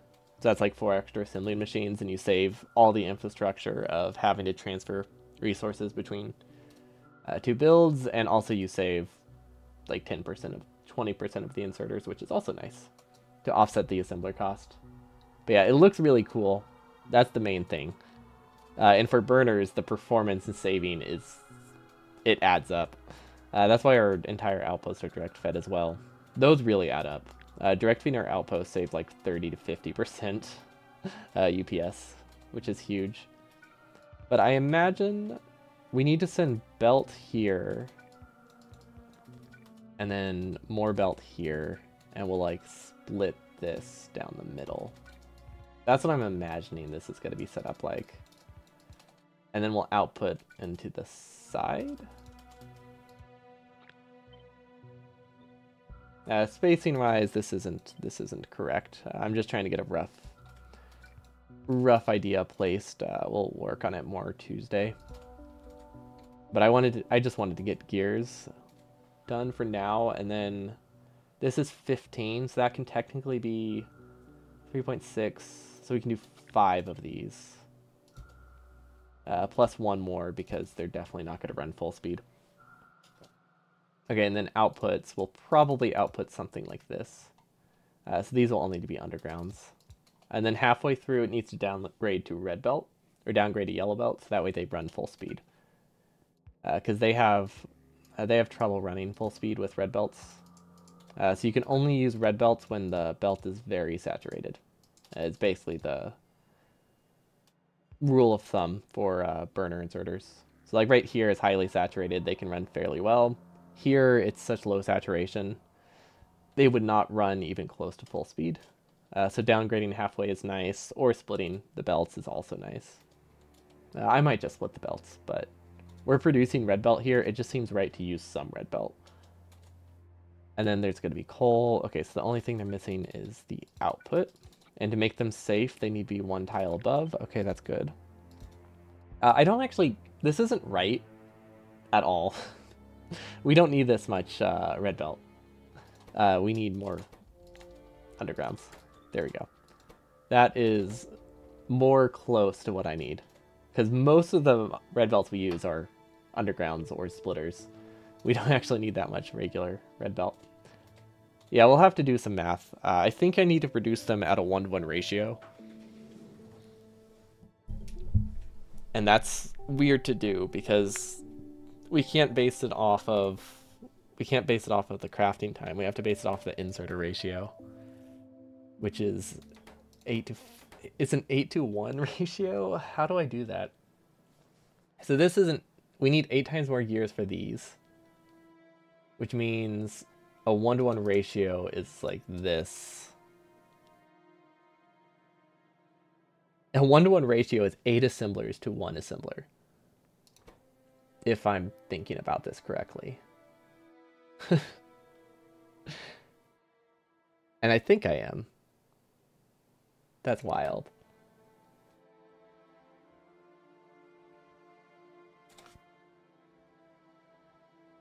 Is that right? Because this needs 8 times the gears. Oh, but it produces 2 at a time. Oh, but okay. So it's actually 1 to 4. So let's delete this one. I don't think we need that one. Okay, I think this is roughly the ratio we need for undergrounds. This is so many assemblers, but the inserters being so bad means we need more assembling machines, or we can just, you know, self-feed them. But self-feeding is unsafe even with logic.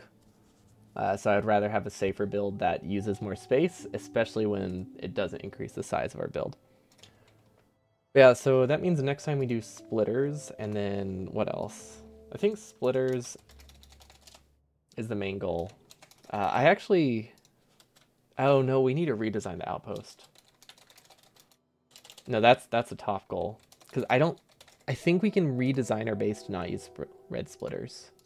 Because right now we're looking at about 200 red splitters per outpost, which isn't expensive. Actually, no, it's not expensive. It doesn't matter. I should just use splitters. If I want to get rid of red belt entirely, that's a different story. Because I have this, like, I don't really know without actually testing it. But the dilemma that I have right now, finalize outposts. That way I can actually get the numbers. But the dilemma I have right now, red belt is, I think, it requires 10 more lanes of iron. For my specific use case. If I want to use red belt in the outposts, which I think I do, I need 10 more lanes of iron, but it saves 1,500 entities per outpost, roughly. About 1,500 entities per outpost. And I don't have to redesign anything. That's the big thing. So I need 5 to 10 extra lanes of iron in my main base to use red belts. But I save a grand total of like 30,000 entities, which is a lot. So that's why I'm kind of like going back and forth on if I want to use red belt or not. I don't think 8 lanes of iron is that bad at this point in the run, but it is a consideration I have to make. Will I do nuclear power? I will not be doing nuclear power because it's not possible to mine uranium. I would happily use it. It's not banned by my rules, but mining it is banned by my rules. So we instead have a power plant that looks like this. We use the steam turbines to save space. It makes it about 30% smaller. It's a lot more expensive, but I care more about the compactness at that point in the run, and it's not that expensive. So I need to get about 3 gigawatts of power. I need to get about 2 gigawatts of power from this design, and then I'll have about 500 megawatts, I think, from this design. 200 to 500. I'm not sure how much my starter base takes. That's why I don't have a perfect estimate there. But it uses direct feeding with solid fuel to save inserters. It does waste a little bit of the chemical plant throughput, but idling chemical plants and stuff aren't too bad. Having the amount of inserters, on the other hand, is very nice, especially for things that run the whole run, and when it's like 1,500 extra inserters saved, or something like that. So this is our power. We have the solar power used for the achievement, but we won't be using it for anything else.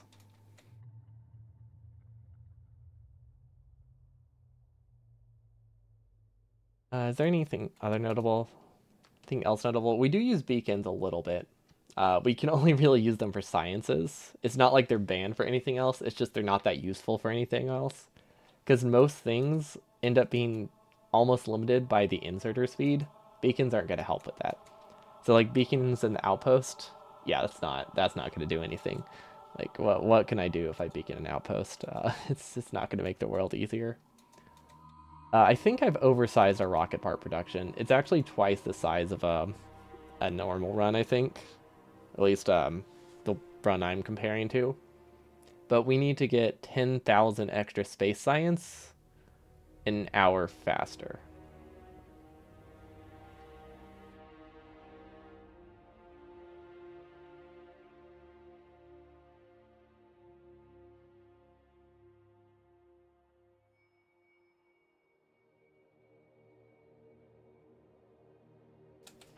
I think. Because they need to launch 7 rockets. I need to launch 16. But I have to prioritize mining productivity. Because most of the rockets that I'm launching, I need early. 2 to 3 tiers of mining productivity.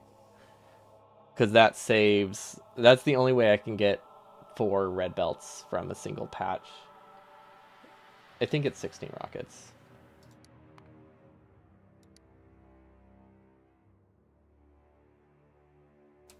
Yeah, mining productivity. It doesn't... Because it doesn't make my main base that much larger, but it makes every outpost 10% larger. Or almost 20% larger. With the same amount of ore, because it's it's hard to get ore patches, so I need it for density purposes. Otherwise, I would need to spend another hour outposting before I can max them out.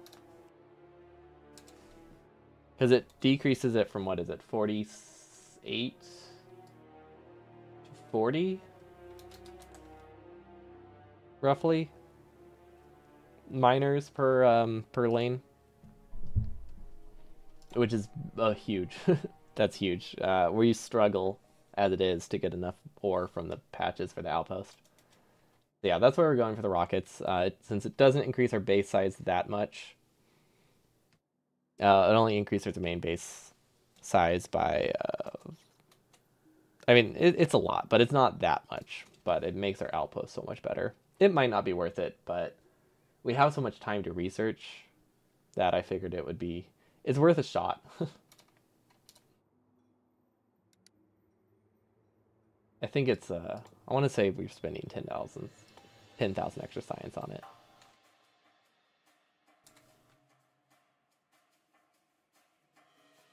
Good sync for GCs in the main base too. Yeah, that's true. It just keeps keeps me making GCs early. Yeah, I figured I might need it. It might not be the best option, but I don't think it's gonna hurt me that much if it's not a good option. And it seemed a lot easier to, if I change my mind, just cut it from the build later and just have like a gap in my base that makes bots build a little slower, but like doesn't cost me anything, than to try to figure out how to double my research later when I realized, oh, I do need mining productivity 6. Yeah, so that's one of the biggest changes we have in the early game, you know, aside from burners. Is just how much more of this stuff we need. Because we need to research it when we launch the rocket, as opposed to, you know, later to get minions. We actually like need the production. It's weird. It's weird needing to actually spend the space science immediately. It's amazing how much it increases the I mean, it's not surprising, but the amount it increases your production goals for small improvements, small increases like that are pretty drastic. I mean, it's the same like when you try to launch your rocket like an hour earlier in Factorio, like you get exponential increases in the base size. So it's that same concept. And it's a lot. But it's been really fun designing the 100% base, even if it's not going to be competitive and probably won't even get last place, barely get last place. It's a fun side project, well, main project, and burners are just so fascinating. But that's probably it for me today. I think I'm visiting my sister soon. I'll be back tomorrow. We'll be doing the hand-fed run. Not 100% run, but just a hand-fed run. I don't know how far we'll get. Hopefully to blue science. It depends how much time we spend messing around with trains. But yeah, a no inserter run, basically. Where I hand feed everything. It's not that bad so far, but I think once I get to rocket parts, it's going to feel a lot worse. But hope y'all have a wonderful evening. Thanks for stopping by. Thanks for the subs. Hope y'all have a wonderful evening, and I'll see y'all next time. Peace.